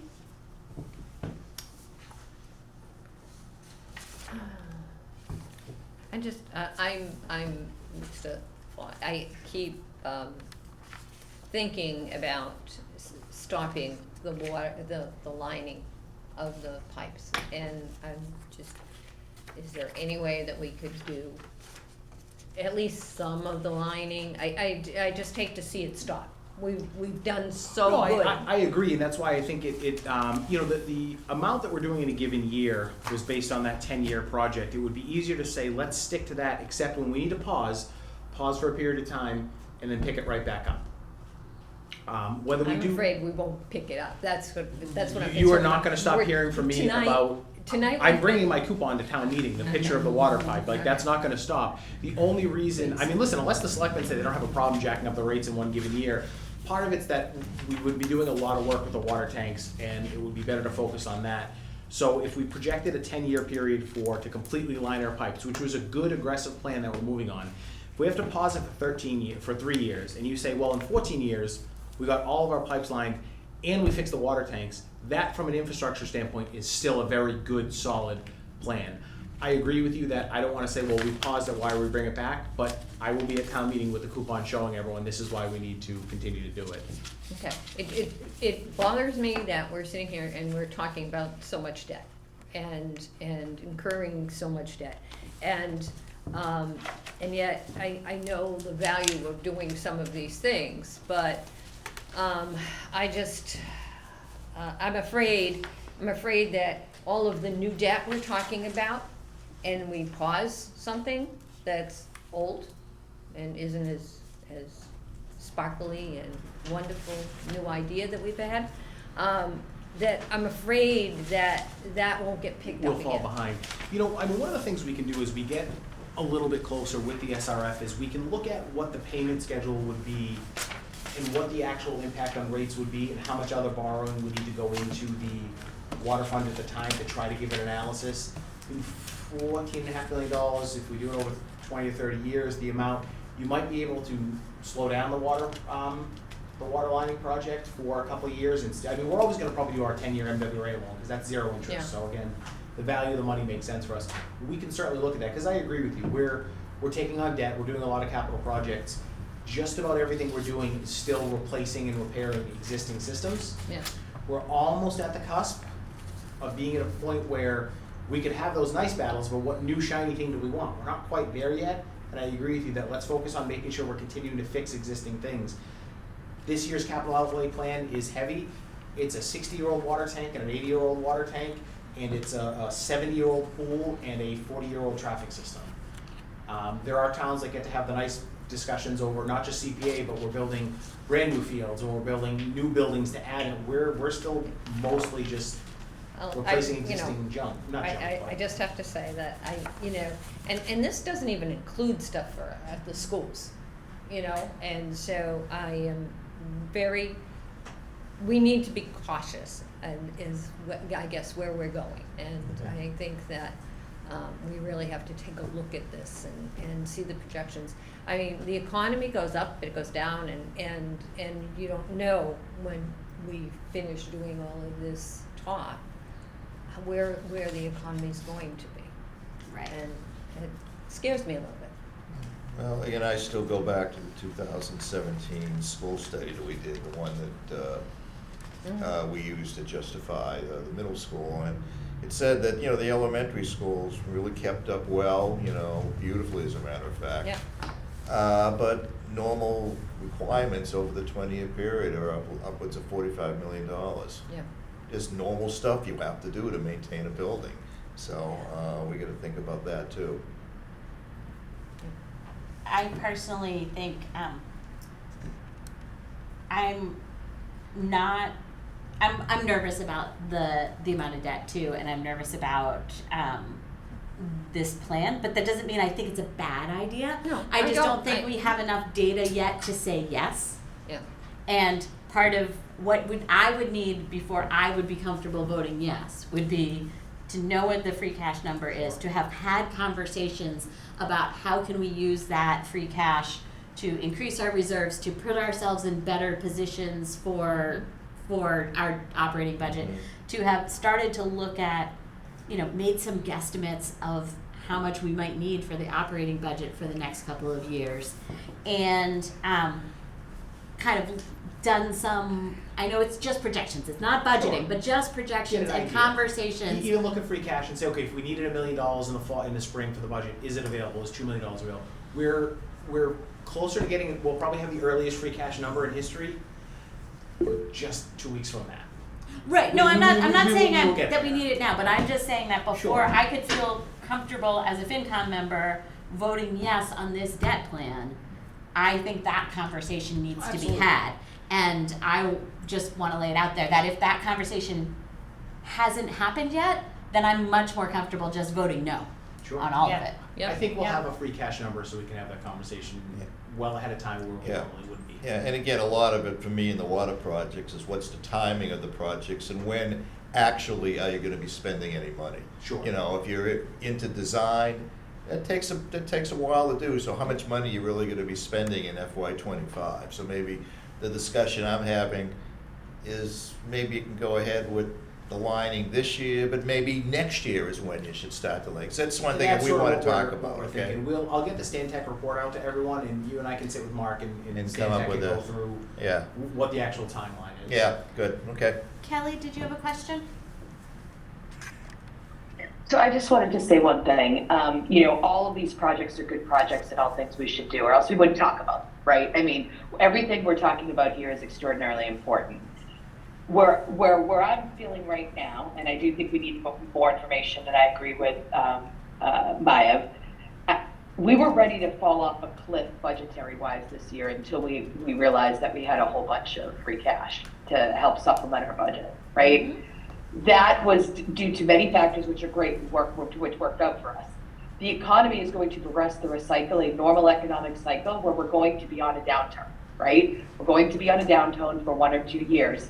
We're not going to have these windfalls continued. I would rather see us save some of that money in reserves for when we get to a point where we have a rough year, we have the money to subsidize that, rather than funding projects that could be delayed. I'm not saying everything needs to be delayed, but waiting on things that are more nice to have right now that could potentially be pushed out, I think we might want to consider that based on where we were 6 months ago and where we are now are two entirely different places. Mm-hmm. Yep. All right, any further discussion on that? No? Okay. So this kind of we sort of also covered item 6, which was discussion of capital outlay projects. It was all kind of In one thing, right? So then requests for town meeting articles, perhaps compensated absences reserve, things like that. We started to have a little bit of a conversation about that at our last meeting. I know that the warrant will be closing soon for town meeting for the November special. Are there things that we would like to ask town meeting to do? Do we want to establish a compensated absences reserve, and what would that entail? What I'd like to do, and I have the numbers, I haven't had a chance to sit, we're down staff, so I haven't had a chance to look for them, with the way I'd like to approach compensated absences, because it's something important, something I've wanted to do for a while. Get an idea, and we can do this, but get what the school's average spend is in a year for just sick and vacation payout. Get the town's number. That number becomes our target. We don't necessarily, in terms of the operating budget, we don't need to get there in 1 year, but next year we create a shared cost, and let's say it's $200,000, I'm making the number up. Start at $100,000 and get up to $200,000 over 10 years. What we would put in the fund balance, maybe try to target 40 or 50% of the liability. What you'll see over time is the amount of the money in the balance will come down, but the operating budget number will go up to the point where you're hitting the average. Now, if the average is $80,000 and we can do it in 1 year, fine, maybe we solve the problem. comprehensively, but then you'd have a significant balance, more than enough to account for a couple of really hard years, and what you were budgeting is an average year. So the years when it goes up, comes out of that reserve fund. If we need to recapitalize it 10 or 15 years, we do. But that would put us in a position where we can say, look, we have reasonably X percentage of that liability covered. It helps on your balance sheet by saying, look, there's a $3 million balance. Would we like $3 million in there? Yes. But that, I think, becomes a foolish use of money if we're trying to cover the whole thing. Unless it's a small amount, we could just do it. Because there again, that full liability is calculated at the total cost if every single employee in the town quit all at once. Right. But if we get 50% there, we can say, okay, in the worst of scenarios, we're good, and then the number we have in the budget is pretty good. We've solved the problem. It's never a process, never a concern we have to have in the future. I can tell you from an administrative standpoint, having to calculate that somebody in the clerk's office needs $7,000 and the building commissioner needs $12,000, we waste more money than it's almost costing us just coming up with some of the smaller departments. So I'd like to run those numbers, get them out to the FinCom and say, this kind of looks. I'm not asking really for that, though. I mean, I think Okay. that's an important next step. But the question is, For town generally, when meeting. you create a reserve account, town meeting has to vote to create that. Correct. And so, what warrant article do we have to put on? What article do we have to put on the warrant to get this before town meeting? And we don't need to decide on a number to get it on the warrant. Sure. We will check with town council and DOR and ask whatever the statutory. Well, it's also a way to matter make when it- we're meeting again also. Well, does it have to be on this one, or could it be on the spring with Well, the it certainly- budget? certainly Well, could no, be. but I mean, if we wanna do it for fiscal year 25, do we need to have it in the fall, or could it be in the spring So with you the can do it- budget that we're presenting? You can do it anytime you want. Let me explain sort of a little bit how it works. It's there's an actual name for the type of fund. Molly or Sue might know, but it works the same way workers' comp and unemployment do. Once you establish that whatever you don't spend is allowed to just carry over for 10 or 20 years if you want. It can only be spent for that expense. It works that way with compensated absences. So if you put $100,000 in the budget line and you spend $40,000, that $60,000 moves into the compensated absences account. That's all it's able to be done. And as long as you're making an appropriation, you can draw down from it only for that purpose. And it's not. But that's not what I'm asking. Does it, Well, do so we, hold on a second. in So- order to build it but into hold on, the let me finish. The amount you want to put in the operating budget, you would do in May. Actually establishing it whenever town meeting meets, you can do that. Kelly, did you have a question? So, in listening to what, Peter said earlier, it sounded to me like it was better if we had the money in general reserves rather than this specific fund, because it makes it more attractive, as that money can be available to whatever we might need to use it for. What I'd like to have a better understanding of is like, what is the total amount we spent this year? Like, is this even worth it? Like, to me, if this is a really small thing, I get that we get hit sometimes, and I get that stinks. But like, is it worth having the administrative overhead of managing a fund for something that we spend $25,000 a year on? Probably not.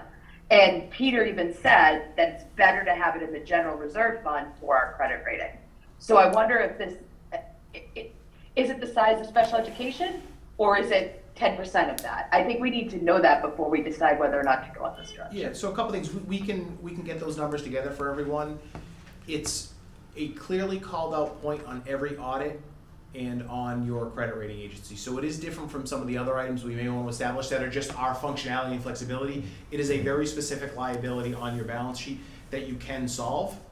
And you can actually say, look at where it becomes a narrative when you're talking with a rating agency of, we have solved this problem. Can you tell me how many of your AAA communities have solved the problem? And they'll say, well, not all of them have. Again, if this was $20 million, I would say we're never going to get there. It's a problem we can solve. That is a box we can check, that we have done it completely. It's not complicated. It's not a separate fund that we have to vote on every year and take it. It's just sort of the way it works. Same way with workers' comp and unemployment in every town in Massachusetts. We're a little odd that we don't have one. We used one in Adams, and as long as you put a budget line in, and the state's funny, they make you allocate a budget line, so you can't just then say, well, we've got money in the fund, we're not gonna do it. You can drop the budget line down to $1, but this would be an actionable item that improves the overall balance sheet. And what it also does is it helps our fiscal year. One of the other things Peter talked about is your budget to date, or so your budgetary performance. What that realistically is what are we taking in, what are we spending versus reasonably what we projected. Having a fund balance to take it out of, it doesn't have the same negative impact as, crap, we had 10 people retire and I need $200,000, and what that shows is that that budget was over $200,000. Now I know it sounds 6 one way, half a dozen the other way, but having a reserve means that my budget of $300,000 for the clerk's office was $300,000. Not having it means it was $330,000 and you're over 10%. You're restricted in how you can use it, but if you have the money to throw at the fund, it's a good financial tool. Adams, which had a much lower credit rating than we did and lower poorer fiscal condition overall, did not have the same problem comparatively with compensated absences that we do. So if we were. So can I say one more, say one more thing, Maya? Yeah. Just to respond to what Tony said to the question, I'm not saying it's a bad idea. I'm going off of what Peter said, and Peter directly said at that meeting, it's better to have the money in a general reserve fund than a specific reserve fund. So that's what I'm going off of. I wanted to address that a little bit. I definitely understand what you're saying, that like in terms of looking at our bond rating, the less restricted the reserve is, the better it is. But it's my understanding that if we have money in a stabilization account, then it requires a vote of town meeting to get it out. Whereas if we establish this, it acts like a revolving fund, and then the accounting office can just manage this and keep it going, and it smooths out a lot of work for them. Correct, and it's addressing a liability, which is why it's financially beneficial, whereas not that putting money away for specific projects is a bad thing, but $2 million in general stabilization is better than $2 million in a capital stabilization fund for town hall, for a specific project. That is restricted money that you can't use. This is money you can use to address a liability.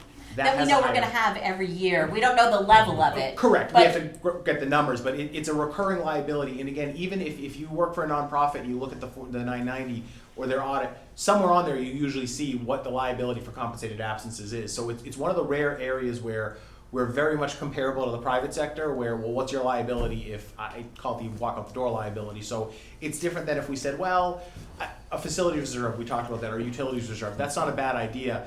We would never put millions of dollars into that, but they would say, okay, so you put $3 million in utilities reserve. That's great. If your utility bills run over, you can only pay utilities with it. This is a known liability on our books that we have had, everyone have had forever, and will have forever. And it's also, as I said, it's solvable. Whereas OPEB, $1 million towards OPEB candidly is going to make no difference at all. $1 million for compensated absences. Next time we have a rating call, I'm going to demand they tell me if Canton has solved compensated absences to the level that we have. Well, it Fair. seems. That's completely fair. That's completely and totally fair. One's a bond rating issue, one's an operational problem. And so that makes a heck of a lot more sense. Thank you for the explanation, Maya and Tony. Thank you. Yeah, I mean, it seems to me that there really isn't much of a reason not to have a compensated absences reserve. I mean, again, all we're really looking for now is we don't want to know the specific number. We may even wait until the spring to come up with a specific number, but I think we'd like to set up the mechanism of a program. We have the numbers, so it'll just give us to get them to you, so you have an idea of what we're talking about. Right. I think for a fund, you're talking $1 or $2 million would be phenomenal, and then crafting even maybe a $50,000 line in the budget, moving it up. I want to get you the numbers so we at least know. I have no idea what the amount should be, but I think all we're really saying is that, if we take a vote to set up a compensated absences reserve, is there anything specifically we have to do in this meeting? Because we're not going to meet before The warrant the closes. warrant closes for the fall town meeting. No, what we'll do is we'll include it on the warrant, and if we need to pull it, we'll pull it. Okay. Because we do that with a lot of items where we sort of have call it a placeholder. Honestly, I have to check with DOR on what the actual mechanism is, because like workers' comp and unemployment have just existed since the benefits started, and I don't remember when most towns adopted. We can just take a vote today if we so desire to request that an article be placed in a warrant for compensated absences. Would you like to make that a motion? I will make that a motion. Second. All right, well, second by Sarah. Any further discussion? All right, we'll put it to a vote. Kelly? Yes. Ann? Yes. Alan? Yes. Sarah? Yes. Chair votes yes, that's unanimous. Okay, in terms of, if I may, Yes. in terms of a reserve for capital projects, I don't personally care, what reserve it goes into. I want, whether you want to set up a specific reserve for capital projects, whether you want to throw it into general stabilization. I want to put aside a certain amount of money for things which I know are gonna be coming forward in the future, such as town hall. I know that what we're probably gonna put in, probably wouldn't pay for all of town hall if the worst comes to worst. But number one, it would certainly take a piece off the top, make it easier to pay, with the regular budget, or if we have to, would make it more palatable to people if we have to go to a debt exclusion override. So my feeling is I'd like to put a significant amount of money into some kind of capital reserve, whether it's a specific reserve or we just put it in the general stabilization. General stabilization I don't really care. I just want to have it clear that I want a significant amount of money put in for that reason. Can I At make- least that's me. Sure, just two sort of one suggestion and one comment on that. Okay. I guess you could say no. No. So I think it makes sense. We have to make sure we're taking care of the capital needs we have in front of us first. It's kind of hard to say, well, gee, we've got a project we know we have to do. We've got to fund it, and then if we have money on top of that to put away for another project. The other thing is we've made progress in the operating budget. Mm-hmm. That's another way to reduce free cash and have more free cash available is continuing that progress. We can certainly put money aside for some of the specific identified projects. Town hall's an important one. I'm thinking to the next fire engine, similar, you can't really count it as a vehicle because they're $1 million plus. Yeah, I know. There might be something we can look at in the next 5 years and say, what can we achieve? Because to Peter's point, I agree, if in 5 years, 6 years, we're gonna look at doing a town hall project, wouldn't it be great if we have 7 of the $21 million put aside? But in that same period, by putting that $7 million away, are we gonna borrow for the next 2 engines? And are we borrowing for a roof repair at the Cleveland that we could say, hey, these are other things we could put away for, reduce the borrowing and have that available or otherwise pay cash. I agree with you, and maybe it is 6 one way, half dozen the other way. If we have a fight in 2 years over, hey, we gotta do a new fire engine, how are we gonna pay for it? Well, we put $2 million away for town hall, but we also have to do the engine. Well, I mean, there are different ways to skin the cat, if we put money aside for capital, let's assume number there, $5 million put aside for capital, whether you want to save that for town hall 5 years from now, whether you want to spend it on 5 years worth of other things which we would have borrowed for. In the end, it comes out to me this the same thing, because you either have that available, you haven't used that amount of debt service which is available to you, or which gives you a lot of flexibility. So my big thing is just putting aside some money, whatever kind of fund we want to call it. Can I just ask a question? With the Forbes money, at town meeting, we took a vote in theory to put aside, we've already done this, right? Because we did it in theory for an open space purchase with the $6 million. So this isn't, I get what you're saying, but we've already done this, so why wouldn't we, and specified it for a fairly specific reason at town meeting. So why do you seem to be a little bit opposed to doing this going forward Sure, when so we've done it before? Two things. One, DOR didn't let us put money into a special purpose into any of our stabilization funds. They said we can't actually spend the money until we're ready to go and buy something. And I know that's a little obtuse. But we've put it aside with that intent, but. Conceptually we have. We've said, Conceptually we sure. have, the money exists somewhere, correct? Sure, yeah, And absolutely. it's kind of earmarked for something. Right. It is still there. Of course it is, yes, But absolutely. it's earmarked for, maybe we haven't done it officially that way, but we've Right, done it. conceptually we've said this is what we want to spend the money on. So it's the same thing in my mind. I would agree that number was targeted to the specific price of a specific property in our open space and rec plan. If we have an extra $5 million, sure, not that we just have extra $5 million amounts laying around, but let's say free cash comes in at $12 million, and we say, great, let's put $5 million away for capital. All I'm saying is that's a good idea, but we do have the intersection project, which is $5 million. So 6 one way, half dozen the other way. But town hall, we know it's out there. There's probably a little bit more of a policy discussion that has to happen in the board of selectmen before I would say let's actually put money away for that. Well, I would probably talk about, if that's the case, put money aside for capital projects, I think that makes sense. I think that covers just about everything. I would agree. And it might be worth looking at the capital plan and saying, here's an idea. Again, the things I think fire engines are a good example. I kind of hate borrowing for vehicles, but it's a known cost. We have to replace them on a schedule. They're coming up.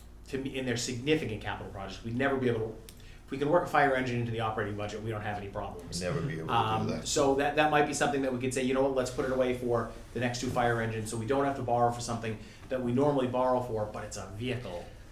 But to your point, yeah. Yeah, again, that's my point, is I wanna use some of this money. You know, We have it. the way to plan is when you have money to plan with, you know, I mean, unfortunately, you know, we're gonna, after a couple of years, we're not gonna have some of these windfalls, and then if it's Sure. all spent, then what are we gonna do? So, Sure. again, you know, whether you put it aside for, you know, general stabilization, or whether you put it aside as a separate fund for capital projects, you know, that's really what I'm looking at. So, Excuse me. so where does that leave us? Where, do we have to vote on something on this, or, put something on the warrant, or, I don't what do think we we're, do? I don't think we're there yet. We need to get a free cash number, see what that is, and then first have a discussion in general about what we're looking at. Not to say we would just have a bunch of money left over, but let's just say the number's 10 million, and it could be 4 million, it could be 2 million, it could be 0. But let's say it's 10 million, we say, okay, the capital plan this year needs $3 million, that sounds reasonable, everyone wants to do that. Put $1 million aside for the budget between now and the spring. All right, we're up to 4 million, $1 million for compensated absences. Okay, well, gee, we've got $5 million left in free cash. You don't have to spend the free cash, but I would often rather say I'd rather put it in stabilization than just leave it in free cash. Okay, now you actually have some money that you might be able to then make a decision with and say, okay, well, we want to put $2 million aside, and I'm making the numbers up here, to offset the operating budget next year. And that's sometimes you don't want to have to offset your budget with free cash. For us, anything under $1 million or $1.5 million is really a rounding amount. But there is something to be said about returning to the taxpayers a certain amount of money that is actually theirs. But then we say, okay, well, what do we do with this $2.5 million left? And we've put aside $1 million for any warrant articles. You know what? We've got a $2 million project next year. Let's, to Alan's point, put it aside for that. But we got to start with what do we have rather than make projections based on is it 10, is it 12, is it 4, is it 6? Because that'll decide what we ultimately do. If free cash is $4 million, we might say, whoa, there's no way we're spending $3 million of that $4 million. We can only spend $1.5 million. So we've never had a free cash number this early. We'll probably have a really good Why estimate. is it so early? Honestly, separating out the enterprise funds has made the closing process easier. Oh, okay. And if you think about just go back, call it 7 years ago, you had to tease out everything that was light and everything that was water and sewer, and it's a nightmare. If we do want to put some money into stabilization, is there a warrant article that needs to go on? If you want to do it in the fall, but you could also do it in the spring or in the called the winter time meeting in March or April. Mm-hmm. We can put a placeholder in if you want. And again, if we're not ready to, we say we're going to wait. We just withdraw the article. It's not that big of a. Okay. I would suggest that we do that. Do you want to make a motion to request I that? will make a motion to request, that be put on the warrant. Is there a second? I'll second it. Thank you. Any further discussion? I would do that with the assumption, again, as I said, I don't care what the mechanism is. I want to put aside a certain amount of money to use in the future for capital projects. So any additional money that I put into stabilization would be money that I would look as money to be used in the future for capital projects. Mm-hmm. We'll include language for a warrant article that'll give us the most flexibility. All right, Okay. I'm fine. Any further discussion? Put it to a vote. Kelly? Yes. Ann? Yes? Alan? Yes. Sarah? Yes. Chair votes yes. That's unanimous as well. Any further discussion on town meeting articles? Okay, let's talk about the long-term agenda. There's a folder under the FinCom 2023-24 year, and then there's like the agenda that's called like FinCom agendas maybe or something like that. And then this document is in there.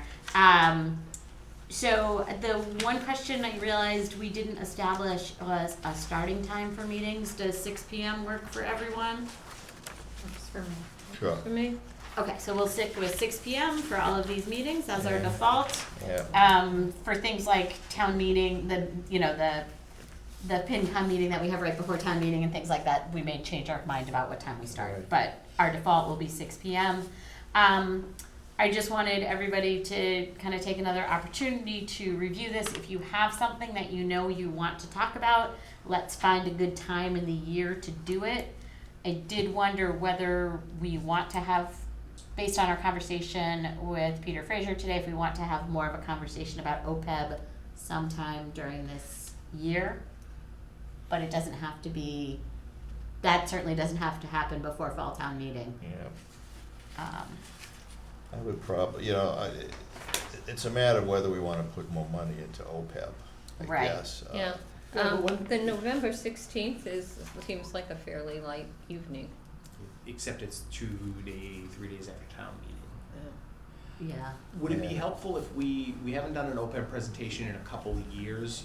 We can sort of dig out the old one we have, bring it back, talk about it, see where the liability is, I'd have to go and pull it and use that just as a framework for discussion, get the fund balance, show everyone where the fund balance is, what the returns on the fund balance is. That might be a better starting point for a discussion. Perhaps in January?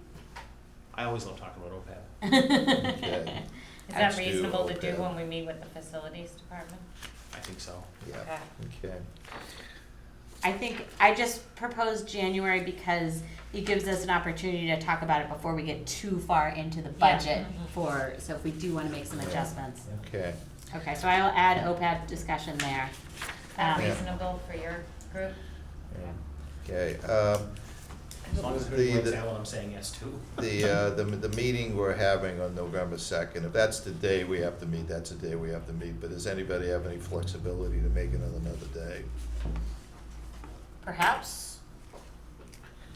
Ann, did you have, Yeah, the evening, October 19th, yes, and we've got the review trust funds, revolving funds, review the grants. yeah, That's, if we have general government and the schools, and I don't think the schools will be ready for that day, do you? the school specifically asked to come to that meeting. I know. To talk about special town meeting. Their discussion about like enrollment, hiring, special education, future needs, that's happening in December. I Okay, think she's talking about grant funded positions in October. That might be better to wait for the schools. I think Karen's out for a couple weeks. So I thought school grants would be discussed in December when Yeah, I we thought we meet were with the just doing schools. general This government is, grants. this is in just general October. government. okay, this is Okay. general government only, okay. Okay, I think I thought you were planning on doing it all together, all of the grants, Okay. whether it's general or Yeah. school. I But- think it's gonna be easier to separate it. Yeah, and last year, Karen always does, every time she does a quarterly report, she reports on grants. Right. So we will see all that information. Yeah. But we had scheduled the schools for December, but then the schools reached out to us and said, can we come to your October meeting to talk about a couple of things coming before, a special town meeting. yeah, okay. So that's All right. a separate Would conversation. Wednesday, November 1st work as opposed to November 2nd? Is that where you had a conflict? I have a problem on the second. Wednesday is a town meeting info session, but I don't know whether we really have to be to that. Where But did then you get again, schedules for the Yeah. town meeting info sessions? Can we set the dates preliminarily yet? I distributed that to staff and that they were to communicate that with their respective boards a few weeks ago. do we have the Wednesday? Alan got that, but nobody else did? Well, he didn't get an email from the middle school building authority today, so he gets some and he doesn't get other ones. Yeah, maybe the moderator told me, yeah, I'll have to speak to That her would about be, that, yeah. I mean, if, Well, wasn't that, didn't we schedule it that week because of the special town meeting? right, Yes. yeah. So, I mean, if I have to be there the second, I will be there the second. I was wondering If we there's another change day. the time, would that be easier for you?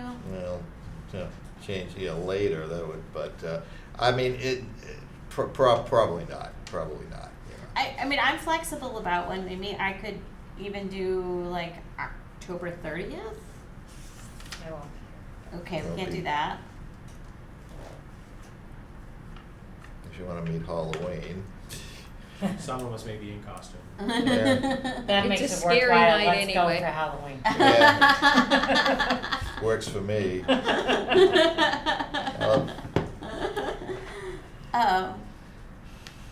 I mean, if people can't make it, people can't make it. I get it. I'll figure it out. Well, if we don't have to be at the town meeting info session, or is But then someone's again, presence required at the town Is meeting this, info are we session? gonna need Tony or any of Oh, his okay. staff? Yeah,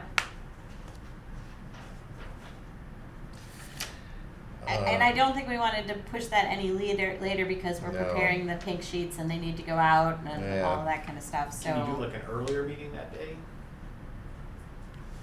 Earlier is even worse for me. So you said later would be better. How late are we talking? We used to meet all the time at 7 o'clock. Yeah. You know, so. I can, why don't we do it at 7 and, you know, okay. that makes it easy. It'll Like make 7:30 is fine with me too. I mean, like, that's not that late. That's getting into our bedtime. I'd rather do 7 in all honesty. All right. Okay. Let's again. I thank people for being considerate. I Let's can do talk to the 7. moderator about his schedule and just. This isn't something you can talk about. Okay, so we have established that our default time will be 6 Thank you. p.m., but on November 2nd, we will meet at 7 p.m. Yeah. Again, Okay. thank you, everyone. I no appreciate problem. that. No problem. I have one question Yes. for this. And Had you spoken to anybody from the school department when you put the schools for review, did you, before the May town meeting? Reviews? no, we don't have, we hadn't yet finalized those dates. Those dates. Okay, We just have kind of a placeholder in March that says we have to have meetings with the department, with the, okay. all the groups. Do we meet with them before their public hearing? Usually, Yes, I don't know, it's been Okay. back and forth. because I know their public hearing usually ends up very late. The late- Right. Yeah, I will reach out to the schools and see if I can get a date. I know they've already done their schedule. Right, okay. All right. I was just so happy that we had something scheduled through December. All right, so now we've got everything except March nailed down. Okay. And by the way, I would be very happy to meet with you on my birthday, the way you have it scheduled. Oh. Well, we can have I'll a have a cake. cake. Yeah. All right. Small cake. Put in though. your order. Other topics for discussion, the only one I have is, Anne sent this out to all of us, that the Association of Town Finance Committee's annual meeting is being held on Saturday, November 4th, conveniently hosted in Sharon. Nice. Yes. So, if people wanna go. I just have to check my schedule. Yeah, I need to check my plan on schedule going, too. but- Now, Yeah, and I things have unfortunately changed, can't. and I don't know how we would do this, before you can do it for us? Okay, thank you. Okay, so we will contact Molly if we Yeah. want to go. Okay. Okay, thank you, Molly. All right, any other topics for discussion? All right. This has been- The next item is, a new agenda item that Sarah and I talked about adding. We'd like to just kind of make it a practice at the end of each meeting that we review the action items and what we're expecting in the way of follow-up. So let's go through. I had that we wanted to see the bond council letter on the traffic signals. Right. Mhm. And so who can we look to for that? I'll take care of it. Okay, so we're gonna assign that one to Tony. Alan wanted a schedule for the water tanks, more info, and the water tank report, so that's also a Tony I one. found the Stantec report in my emails and I already forwarded it to him. Okay. Capital Oh. outlay.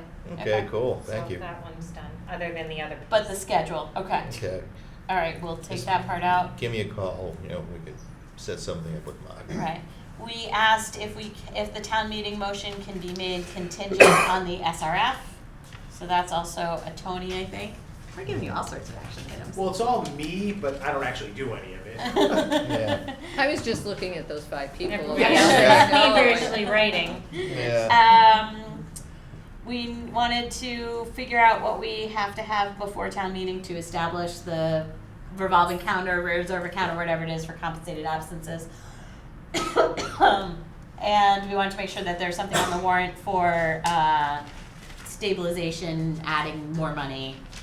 And then we would like to request the dates for the town meeting info sessions. Yeah, in terms of the warrant articles, would the proper process would be maybe for you, maybe, a letter can be prepared and you would send a letter to the selectmen stating that we'd like to have, X, Y, Z, on the agenda? Okay. I mean, you can, we sort of present them, here's everything that's been requested, and then we Okay. can. But Like probably, that. something official probably would be good. Yep, I will send them something. Good, okay. Or at least, at the very least, an email. Excellent, thank you. All right, so there's 2 warrant articles that we are requesting, one Right. for compensated absences and one for just general contribution to stabilization. Right. Yeah. Okay.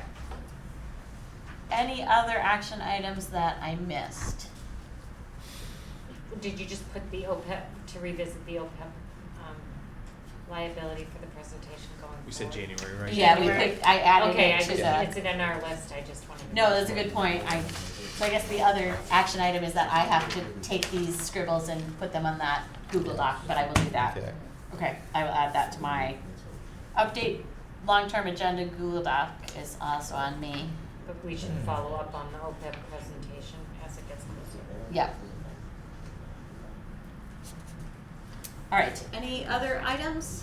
The only other thing I saw was, nope, that was a question you asked him about reviewing financial policies. Do we have that on our long-term agenda? Oh, good point. Under Q1 review, we'll also add, with respect to financial policies. Okay. Okay. I have some notes someplace, I think, from when Bob and I were doing the capital outlay policy. Mm-hmm. That we had talked about doing another one, and I don't have it at the top of my head, but I'll see if I can find those notes. You buried them. So maybe a separate conversation about financial policies in general. I don't think November's a great time for that because of special town meeting. February, or is that too much? You know what's kind of light is December. Not the I- worst idea in the world. It's Christmas, you don't want to talk about, I'll talk about OPEB around Christmas, but. No, OPEB's January, but we could talk about financial policies in December. Sure. Okay. We can at least start the conversation then. we We're can not look at going them to and say, settle you everything know. then, but Okay. we'll put it on the agenda. Might not be a bad idea, we can put them all up on the screen, go through each one, make sure everyone understands what each one is, sort of see where we are with them, and at least for framing a discussion down Yeah. the road. I mean, Yeah. I would say that we should look at them every 5 years, just